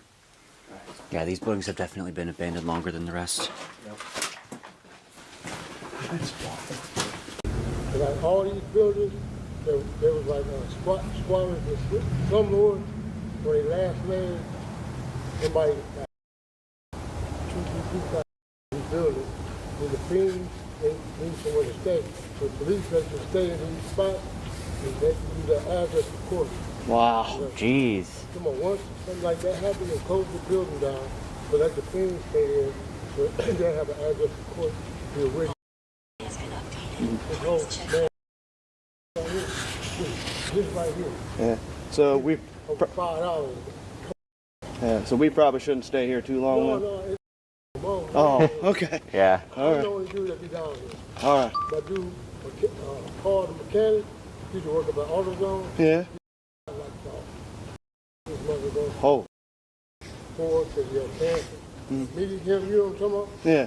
Me, him, and maybe Spoon, and a white girl, Candy. You don't want to be down here. But I'm from here for real. Really? I've been on Chapman for 8 years. Damn. Mr. Hero is up there. That was the oldest Mr. Hero in Cleveland. Up there in Bannon now. Next to that was a fish spot called Cleveland Sea. Then it turned into like hamburgers. So like that. That spot was a lot of different restaurants. Next to it was Mr. Hero. That was the oldest Mr. Hero in the first one. Wow. And this story called Boston, it was like about 5, 6 different names. Like Cleopatra was when it was called Cleopatra. Cleopatra. That right there, it's a movie. Like, I'm in one movie, I've never heard of it, it's called Pac-Man. Pac-Man movie. Actually, I have heard of that one. You got fresh off the sports film, my dude from the Green Lady. OGB, we got Haru, Dre.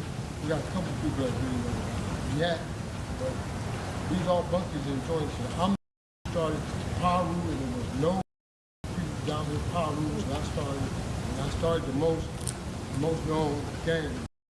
Yeah. They were blood, most of them wrong. I brought it out here, the older blood was mad at me. They came down, saw that I had everything going like a crazy. I actually was a juvenile life, being a gang. Not no crime, stuff. Sir, I'm sorry to cut you off, but we're gonna have to head out pretty quick here. We're gonna get go. Anyway, do your thing, but just like I said, all these buildings got to build on. Yes, sir. Thank you. We do appreciate it. We'll check out those movies too. Videos, yeah. Like I said, Fresh Off the Port, Pac-Man movie, and Green Day. All right. It was good talking to you. Don't step on my drone. Sorry. We're gonna just walking down. No, we're good. Thank you. Appreciate it. Ready? Yep.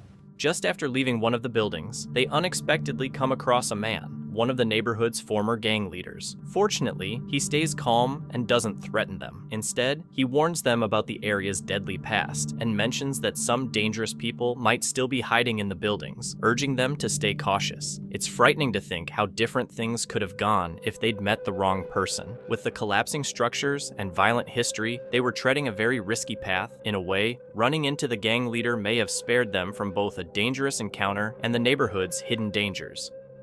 The video is from Jared Coker Urbex, a YouTube channel dedicated to urban exploration, where Jared documents his trips to abandoned and decaying places across the US. On October 30th, 2022, while cautiously exploring the empty halls of an abandoned school, things take a sudden turn when he unexpectedly encounters a man already inside. What began as a routine urbex quickly becomes much more tense. All right, welcome back. We're here again. Today I have another abandoned school here in Gary. This one's unique though. This one was an all-boys school, so only boys went here, and it closed in 2018 due just to lack of students. Which, I mean, is kind of weird because there's also an all-girls school in this town, but that one's still kind of thriving. This one just didn't have enough students to support itself further. I drove by and this thing looks boarded up really tightly. So we're gonna go around and try to get lucky here. All right, so I was walking by and as you can see back there, like a city vehicle just pulled up to it. So I just kept walking as if I was just out on a walk. I don't know what he's doing there though. The funny thing is, I did actually see a way where I could climb up to the second floor and get in through there exactly the same way that I did in last week's video. Now you see that right there? That vent placement in that broken window, that's doable. I could do that. All right, so I've switched to GoPro view so I can actually film this, but I am gonna go give it a whirl.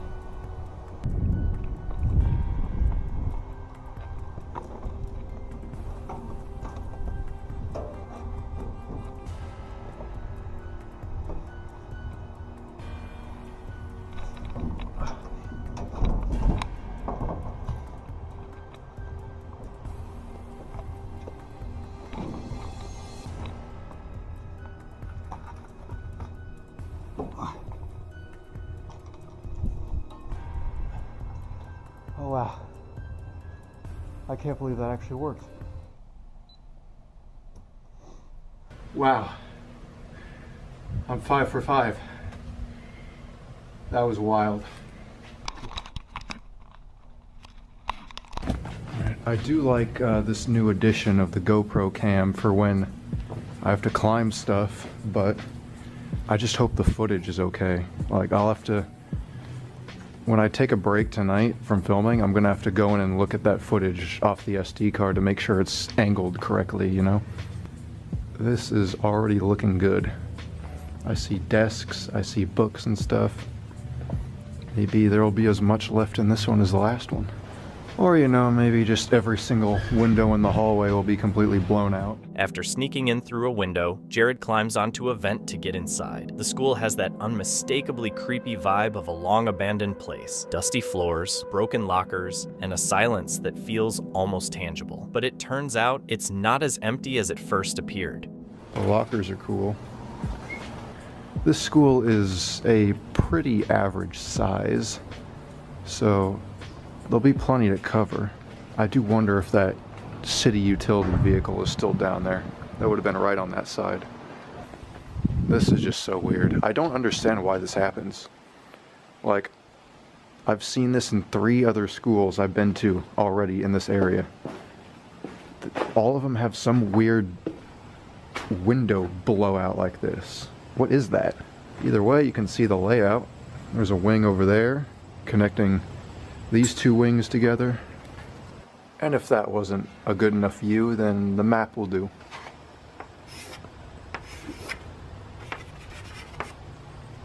Gotcha.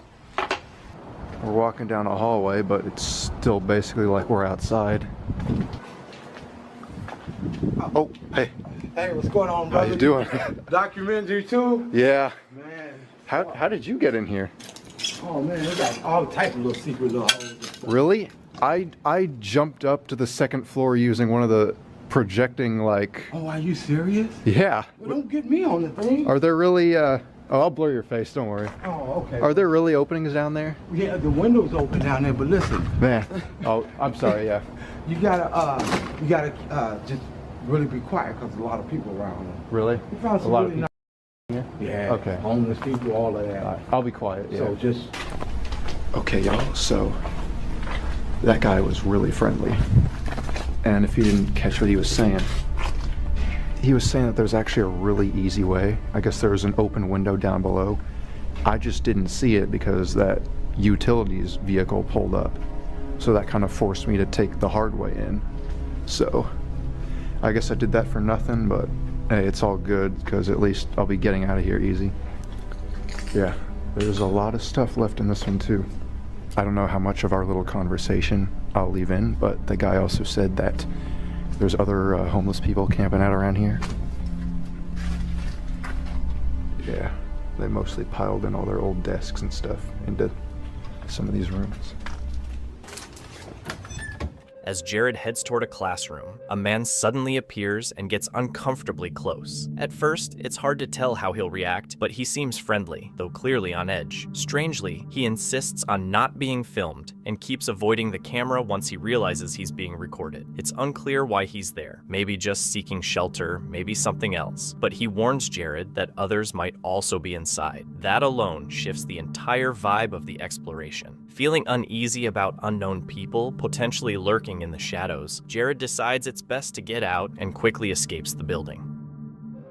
A man, proud of the custom headlights he had just installed on his vehicle, excitedly grabbed his phone to show them off online. Curious viewers began asking how the lights performed in complete darkness. Eager to demonstrate, he got into his car and drove deep into a secluded forest, far from any streetlights or homes, ready to showcase their power. But instead of capturing a bright display, his camera recorded something far more disturbing than he ever anticipated. The lights are definitely functional, but unfortunately I live in a city and there are street lights everywhere. But I can find a place to go test them. Okay, I found some really dark woods. I just put some tinfoil over the reverse lights. So I'm gonna show you what the stock reverse lights look like, and then I'm gonna uncover them and show you what the added reverse lights look like. These are the stock reverse lights. And these are the ones I just installed.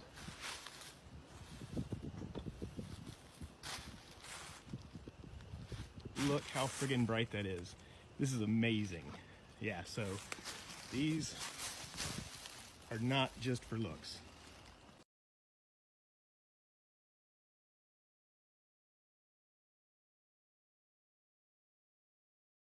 A pale, lifeless arm was seen gripping the trunk of a tree. The truly chilling part is trying to decide what would be more terrifying, coming face to face with a real person silently lurking in the shadows, or stumbling upon something supernatural. Over the last 3 years, a man named Tristan has been documenting unsettling experiences from his life on TikTok, moments that often seem beyond explanation. His account features countless eerie clips that suggest something paranormal may be hiding in his apartment. Frequently alone, Tristan talks about feeling an intense sense of being watched, like a ghostly presence is always nearby, and more often than not, those instincts prove to be accurate.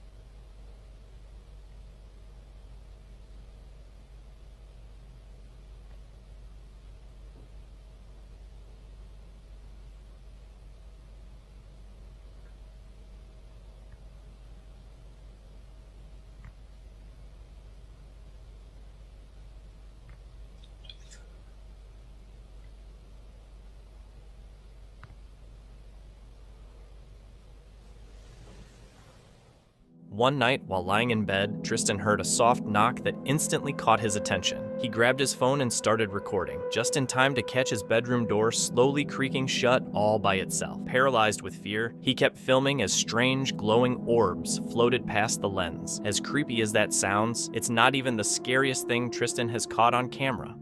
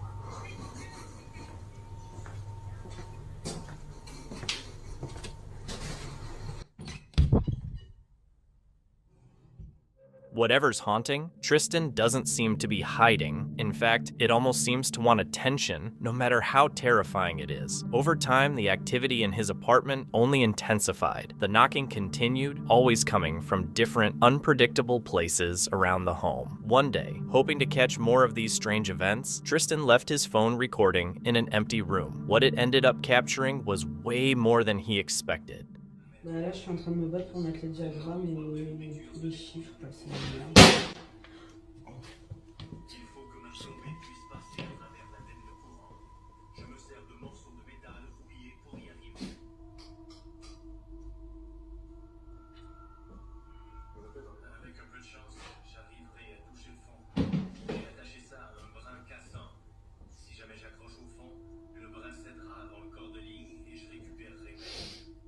After the camera had been rolling for a bit, it suddenly captured a plastic container being violently thrown from a shelf. But that wasn't the most disturbing part. If you look closely right before the object moves, a ghostly figure appears in the darkened doorway, pale, motionless, and eerily human-like. It stares directly at the camera, expressionless, before slowly walking off to the side and vanishing. Its cold, lifeless face shows no emotion, just a chilling presence. Whatever this entity is, it's clear that Tristan's apartment is no longer his alone.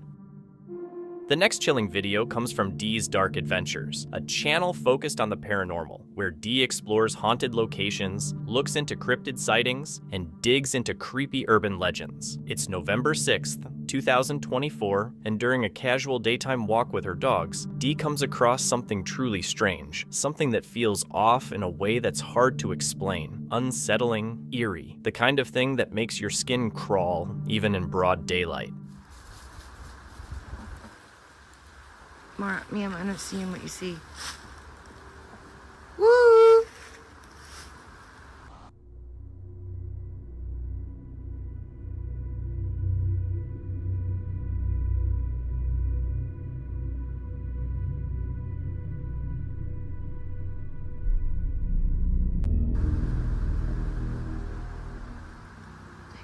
They're both looking. I don't see anything.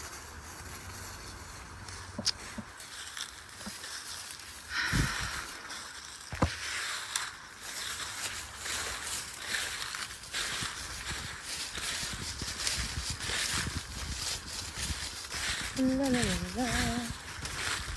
What was that? I just heard. Stop.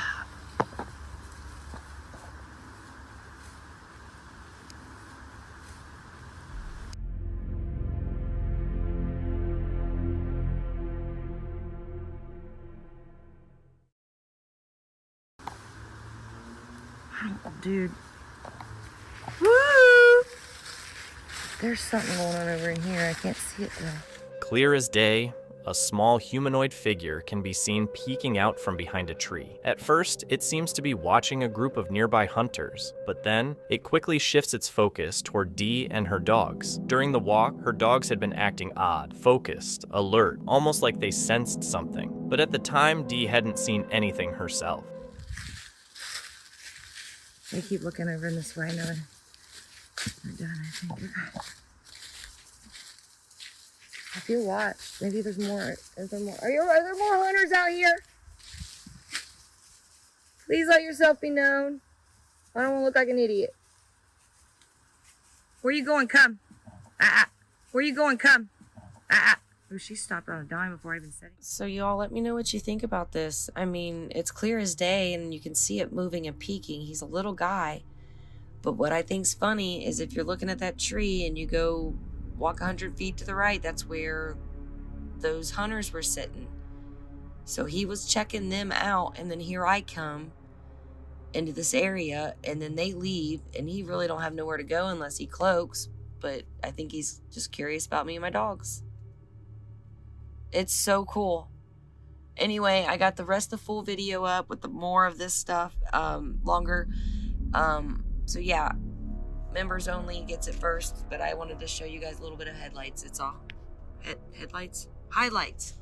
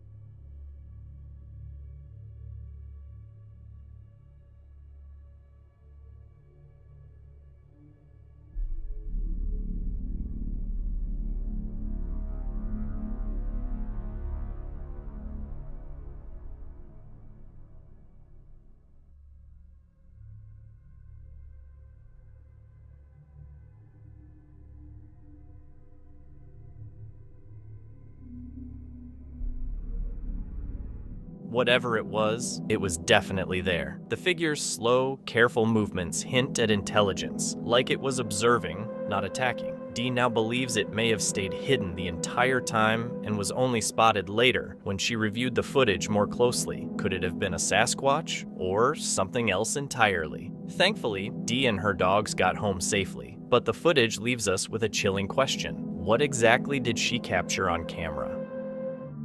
A man showed up on a doorstep looking suspicious and rang the bell, asking the homeowners if they had any bolt cutters he could borrow to cut through a chain. Hello? Hello, I have a quick question for you guys. Do you have any?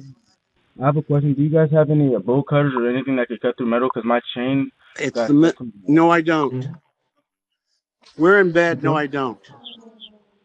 Yes, sir. Have a blessed day. Best move is what the homeowner did. Keep the door closed, stay polite, but say no.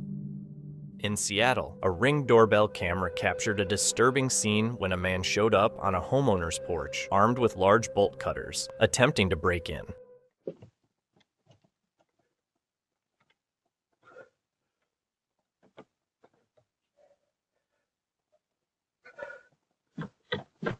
The footage shows him aggressively working on the lock, completely unaware he's being recorded.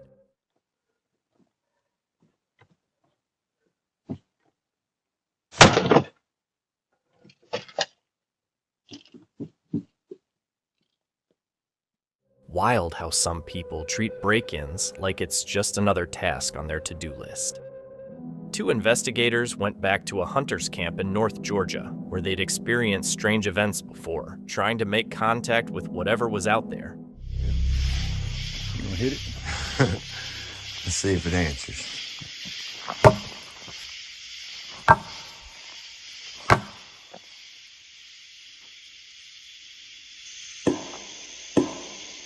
It answers.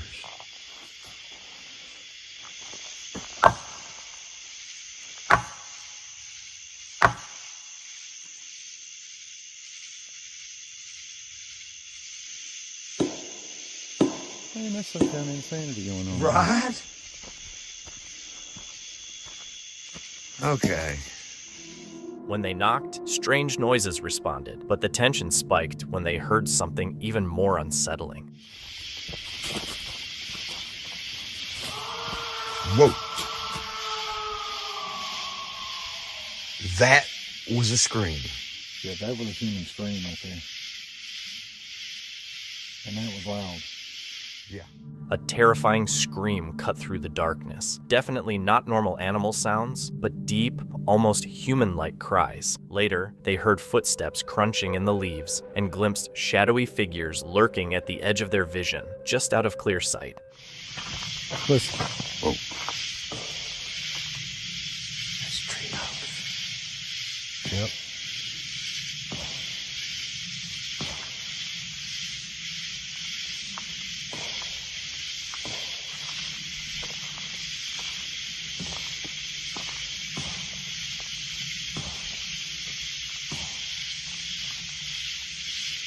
Sounds like they're communicating.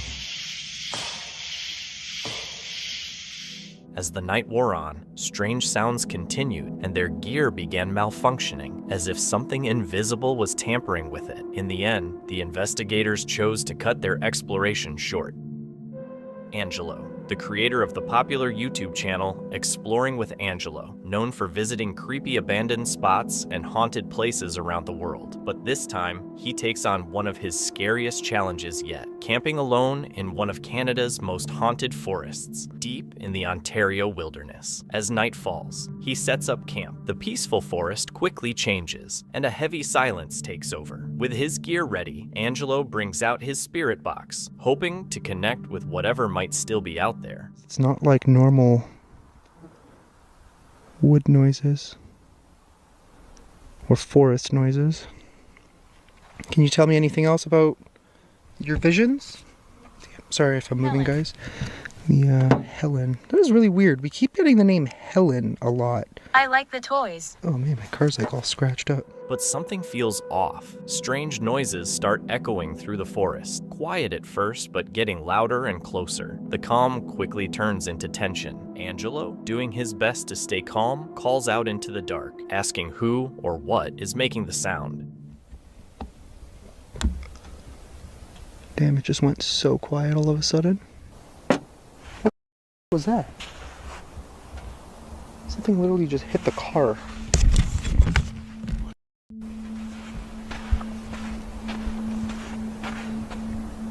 What in the... What was that?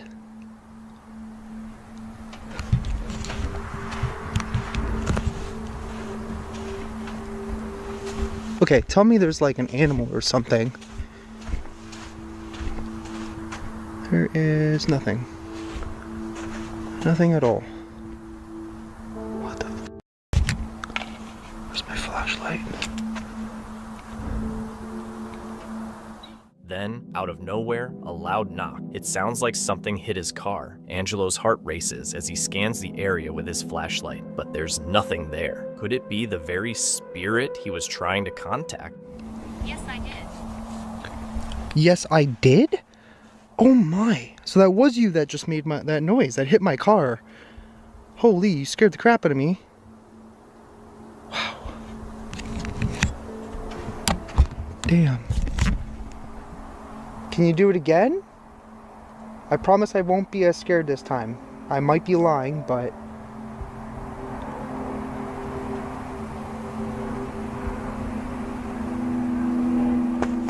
What the hell was that? That was right next to me. Something literally just thumped right next to me. Holy... Okay, I apologize. I did get a little scared. And then he hears footsteps, clear and steady, right beside him. Fear takes hold, but Angelo doesn't back down. Instead, he moves deeper into the forest, determined to find out what's really going on, even if it means coming face to face with something he can't explain. What's that? What is that? Okay, that. Nope.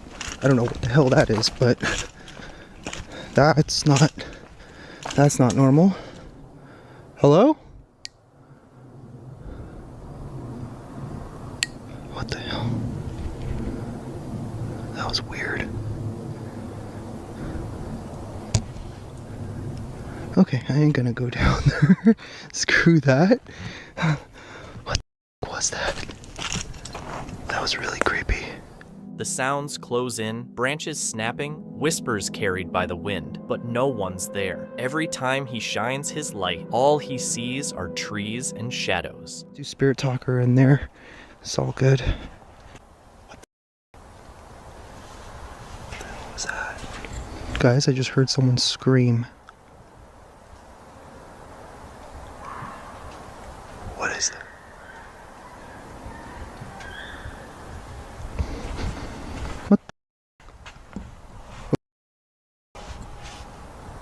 I just heard something thump.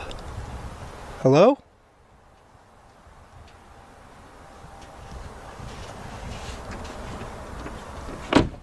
It's literally just down there. What was that? What the f? That was that road that I couldn't really go down. That was weird. I don't see anything. I'm just gonna get back in the car. Holy crap, what the f is that? I think I might have only caught a glimpse of it. Oh man.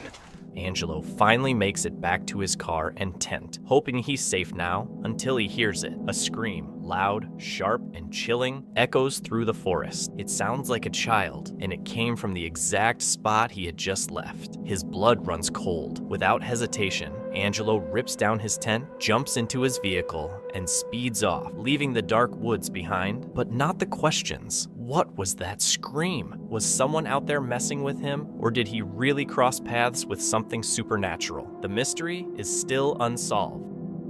This encounter comes from King Almighty, a Dutch YouTube channel run by Creepcaught and his close group of friends who seem to seek out danger rather than avoid it. Their videos often walk the line between crazy fun and real risk. This time, they're exploring a place even they take seriously, an abandoned slaughterhouse. The site has plenty of rumors, squatters, weird noises, and some dangerous encounters. But Creepcaught and the crew aren't just there for the stories. They want answers, even if the eerie silence turns into something much scarier. Dat zijn militairen, boys. Kijk uit. Zie je die militaire wagen? We pakken even een omweg om minder op te vallen voor de militairen, want we mogen hier eigenlijk niet komen. En daarachter hebben ze een hele grote basis. Weet je dat ik deze jack heb aangedaan? Hoezo? Omdat het slachthuis is koud. Ja, ik weet. Het slachthuis is koud, man. Is toch een vrieskast daar zo? Ja, want het slachthuis is dus koud daar altijd, man. Nee, weet je hoe het koud daar is? Ja?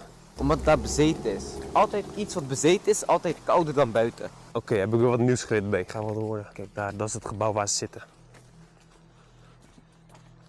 Er is niks achter ons, hè? They have to change their path, moving through overgrown back roads to avoid nearby military patrols. The area is active, uniformed guards, vehicles with tinted windows, and fences lined with motion sensors. It's not just about sneaking in, it's about staying completely unseen. De achteringang is wel niet barkie, hè? Nee, kijk, die witte strepen op de grond zijn weg. Hoor je dat? Nee, daar. Daar beneden. Ik heb onder naartoe ook. Ja, maar dat is waar die koelkast is. Dat is... Kan ook gewoon wind zijn, hè? Nee, joh. Nee, joh, wat... Hoor je dat? En hebben we ons gehoord. Boys, weer naar binnen of niet? Weet je zeker? Wees scherp, laat mij voorop. En ze zijn met meerdere. Uitkijk.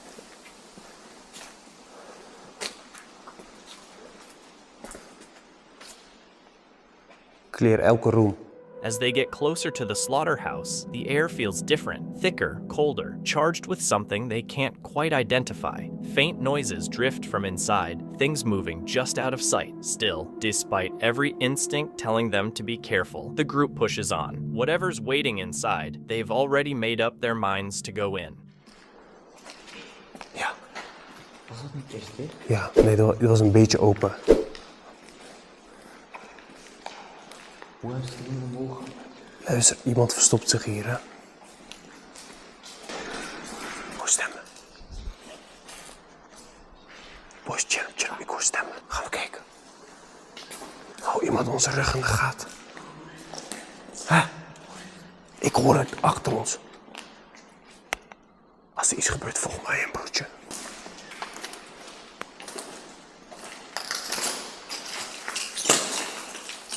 doors that were closed off last time are now open, and distant noises echo through the halls. The building creaks and groans as if responding to them. At that moment, they all realize they're not alone.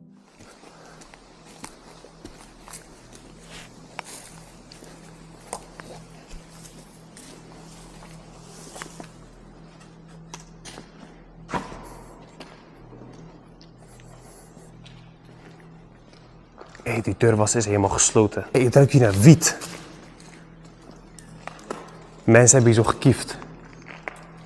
Mensen hebben hier zo gerookt, boys, recent. Ik denk dat dat die mensen waren die we hoorden. Ik ruik hier wiet. The room they step into reeks of fresh weed. Someone's been here recently, and maybe still is. Every sense is on high alert. It's not just the presence of others that unnerves them, but the fact that whoever's inside knows they're there. Still, curiosity wins over fear, though they have no idea what's waiting for them.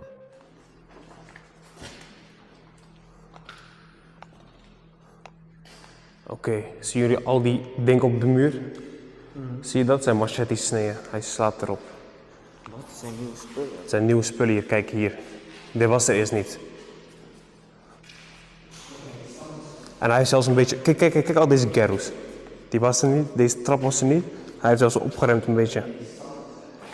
Die stang. Hier zo, dit was de span.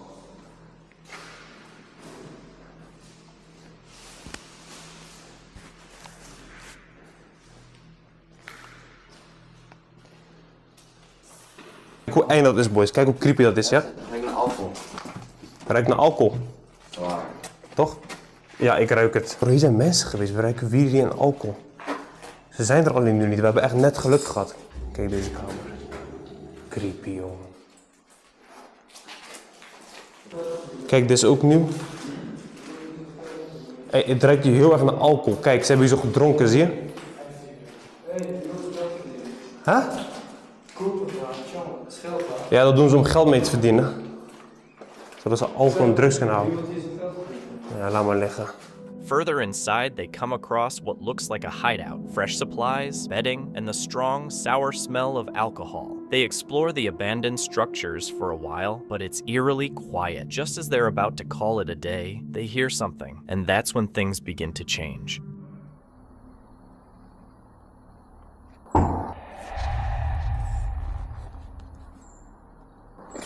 Nee, chill hem. Hey, chill hem. Maak je gedragje. Hé, er is iemand daar binnen. Chill hem. Hé, niet gek doen. Hallo?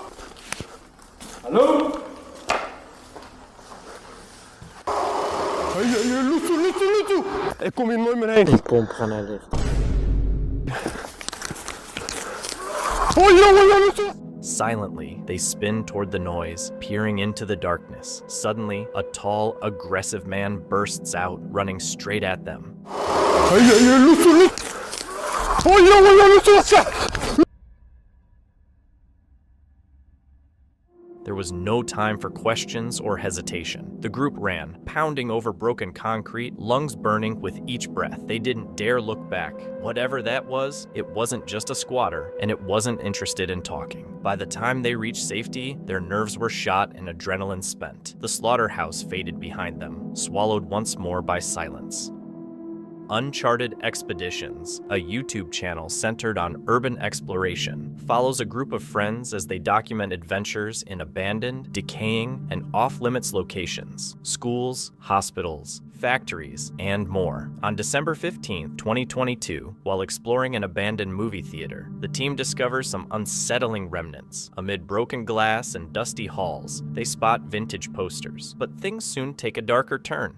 They have a 5-gallon bucket of peanut butter. It's like the silly putty that you buy at like Dollar Tree.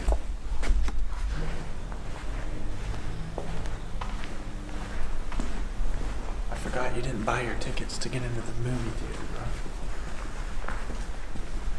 Yeah, I forgot. Do we have to make another video? I think we need to. Now we just got the rest of them all to go. I know, right? We spent almost an hour just in the theater. It's crazy.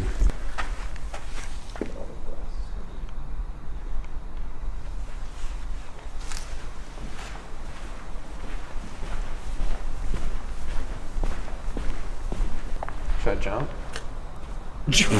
Jump? That's... yeah. I don't think you will.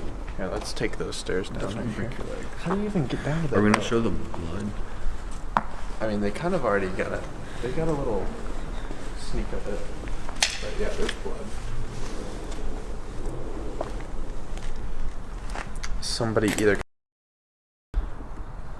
or cut on the glass. But there is, like, if you look over here,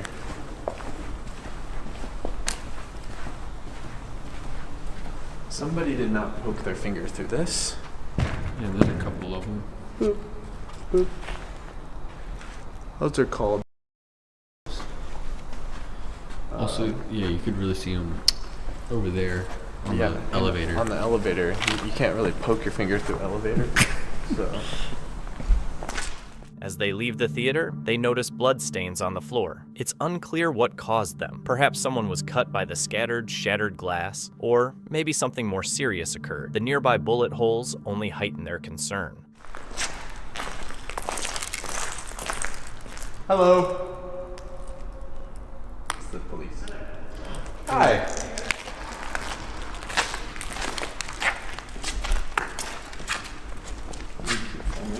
Yeah. Hello. Did y'all start out first? Yes, sir. What are you guys doing down here? We're just walking around. Filming. Okay. Alright, well, let's go back outside. All right. Is it just you two in here or anybody else? Just us two. Falling apart now. Okay, Yes, sir. Do you want to go now? we'll get them when we get outside.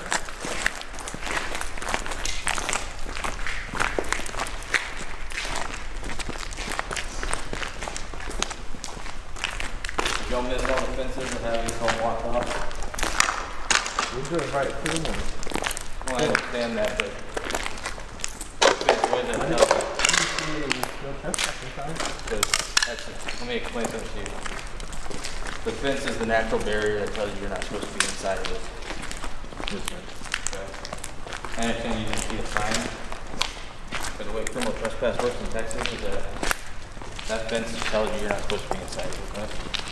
Yes, sir. You're not going to be in trouble on our end, okay. But you can't be in here. Yes, sir. We've had several burglaries in here. There's a bunch of homeless people in here that make a mess. They're in here like cockroaches. If you want to benefit, you're better off not being in here at all.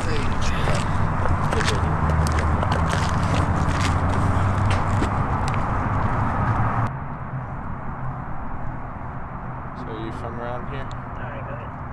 Yeah. Yeah.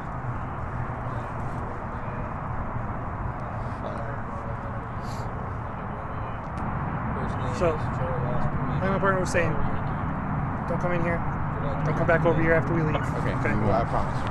If you drive around, see anywhere else, they have fences up like this. They have all the entrances blocked. Somebody cut that one down because they were doing some dumb stuff. Okay? Don't follow them in. Okay. Especially because if security had caught y'all, they'd call this out and y'all probably would go to jail for criminal trespass. Because it's just us, we're going to give you the warning, give you the benefit of the doubt for the day. But as long as y'all don't have any warrants or anything, we're going to tell you to get out of here. But there are a lot of homeless people in here that are not nice. And they're in here because they're stealing copper.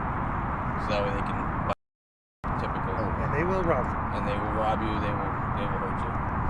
So, are y'all doing like a YouTube thing? Yeah. So, don't tell I don't know who y'all follow or anything that do urban exploring.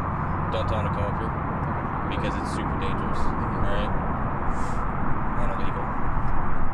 Almost immediately, they realize they're not alone. Two police officers appear and start approaching. Fortunately, the officers are respectful and don't press charges, but they do give a stern warning. The building has become dangerous due to repeated break-ins, reported violence, and homeless squatters taking shelter inside. The group manages to leave safely, but between the blood, bullet holes, and police warning, it's clear this exploration could have gone very differently. This footage shows a 28-year-old man from Pennsylvania who went for an evening walk with his dog in the Appalachian Mountains. Suddenly, he heard strange noises, and his off-leash dog got scared and ran into the forest after the sound. The man searched for the dog for 2 hours but couldn't find it, and eventually filmed this video.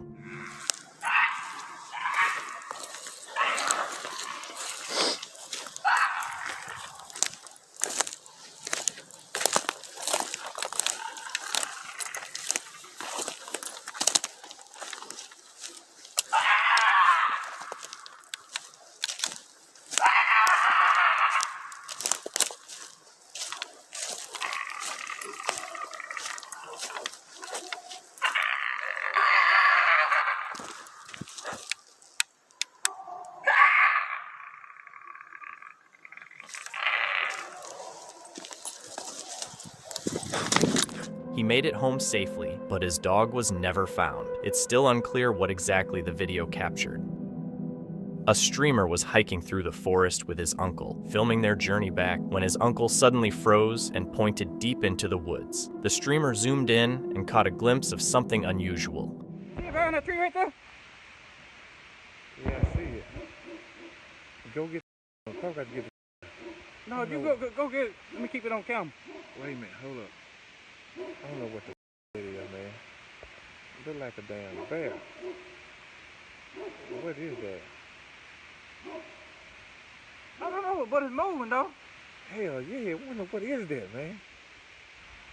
It look like a damn bear, man. Man, look at it. See it move? Yeah, I see it. I see it.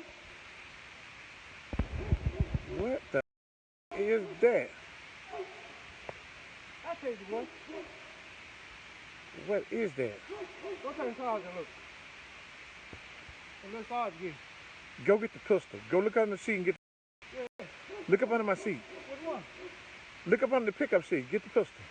Come on, the truck. Yeah. I don't know what the is, man. Oh my God. This is real, man. What made it even stranger was the way it moved its hands, almost like it was signaling to someone or something that couldn't be seen. What could it have been? Late at night, a wanderer parked his car and began scoping out a house, moving in a way that seemed highly suspicious. Hello? Hello? Wrong address.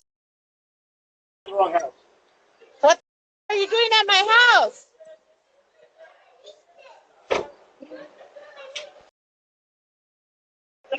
Look at somebody was just at my house. Thankfully, he was unsuccessful in whatever he was planning and eventually fled the scene. Jordan and his friend explored an abandoned resort in the Catskills, New York, known for ghost sightings and strange occurrences. Once inside, the atmosphere quickly became unsettling.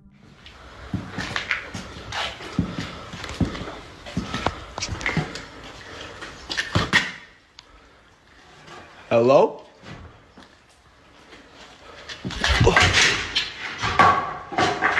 No.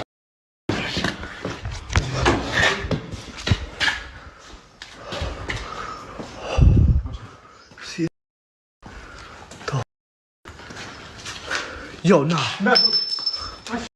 What the? Wait. Look at.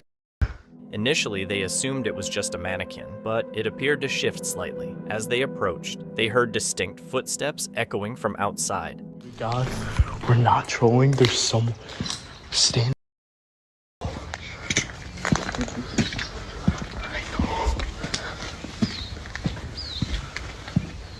Imagine it's not there.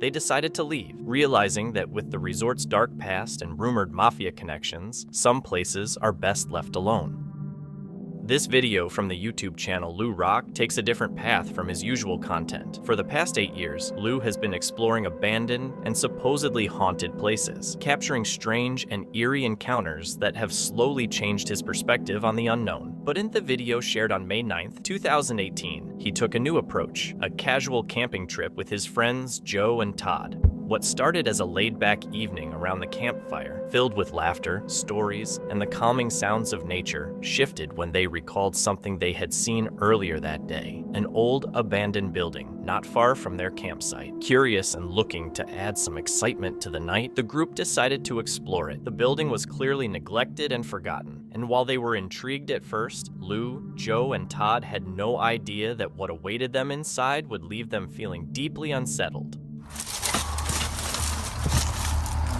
Holy crap, that's a big spider was.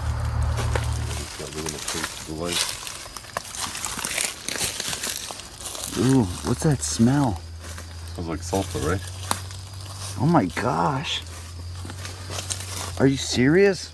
Smells like sulfur over here, real bad. Real bad. Yeah. What is that? Right here. What is that? Oh my gosh. Yeah, what was that walking behind us?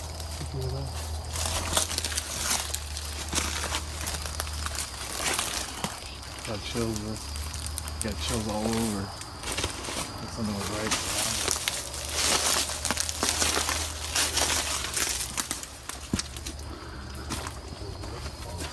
it. This place could literally fall down at any time.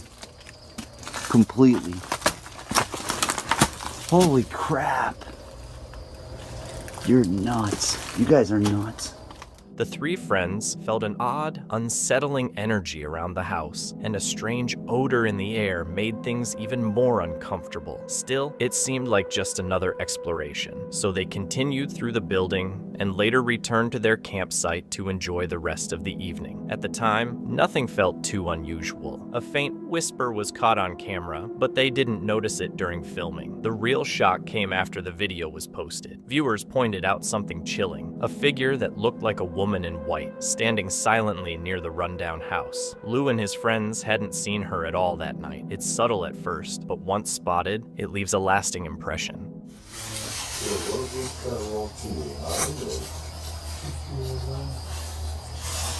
That figure, whatever it was, went completely unnoticed by Lou, Todd, and Joe during their visit. It wasn't until viewers pointed it out that the eerie presence was discovered. The more people rewatched the footage, the more disturbing it seemed. Was it simply a trick of the light, a bit of debris that looked unusual from a certain angle, or had they unknowingly filmed something truly supernatural?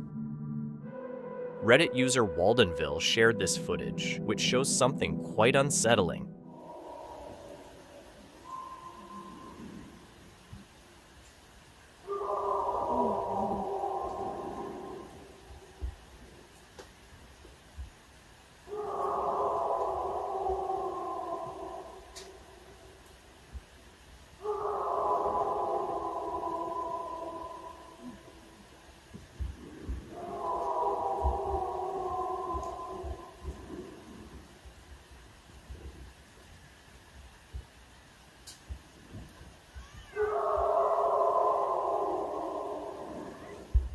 A chilling scream rang out in a remote Canadian forest, prompting many viewers to speculate that it could be Bigfoot. What might be hiding in the shadows of this otherwise peaceful area?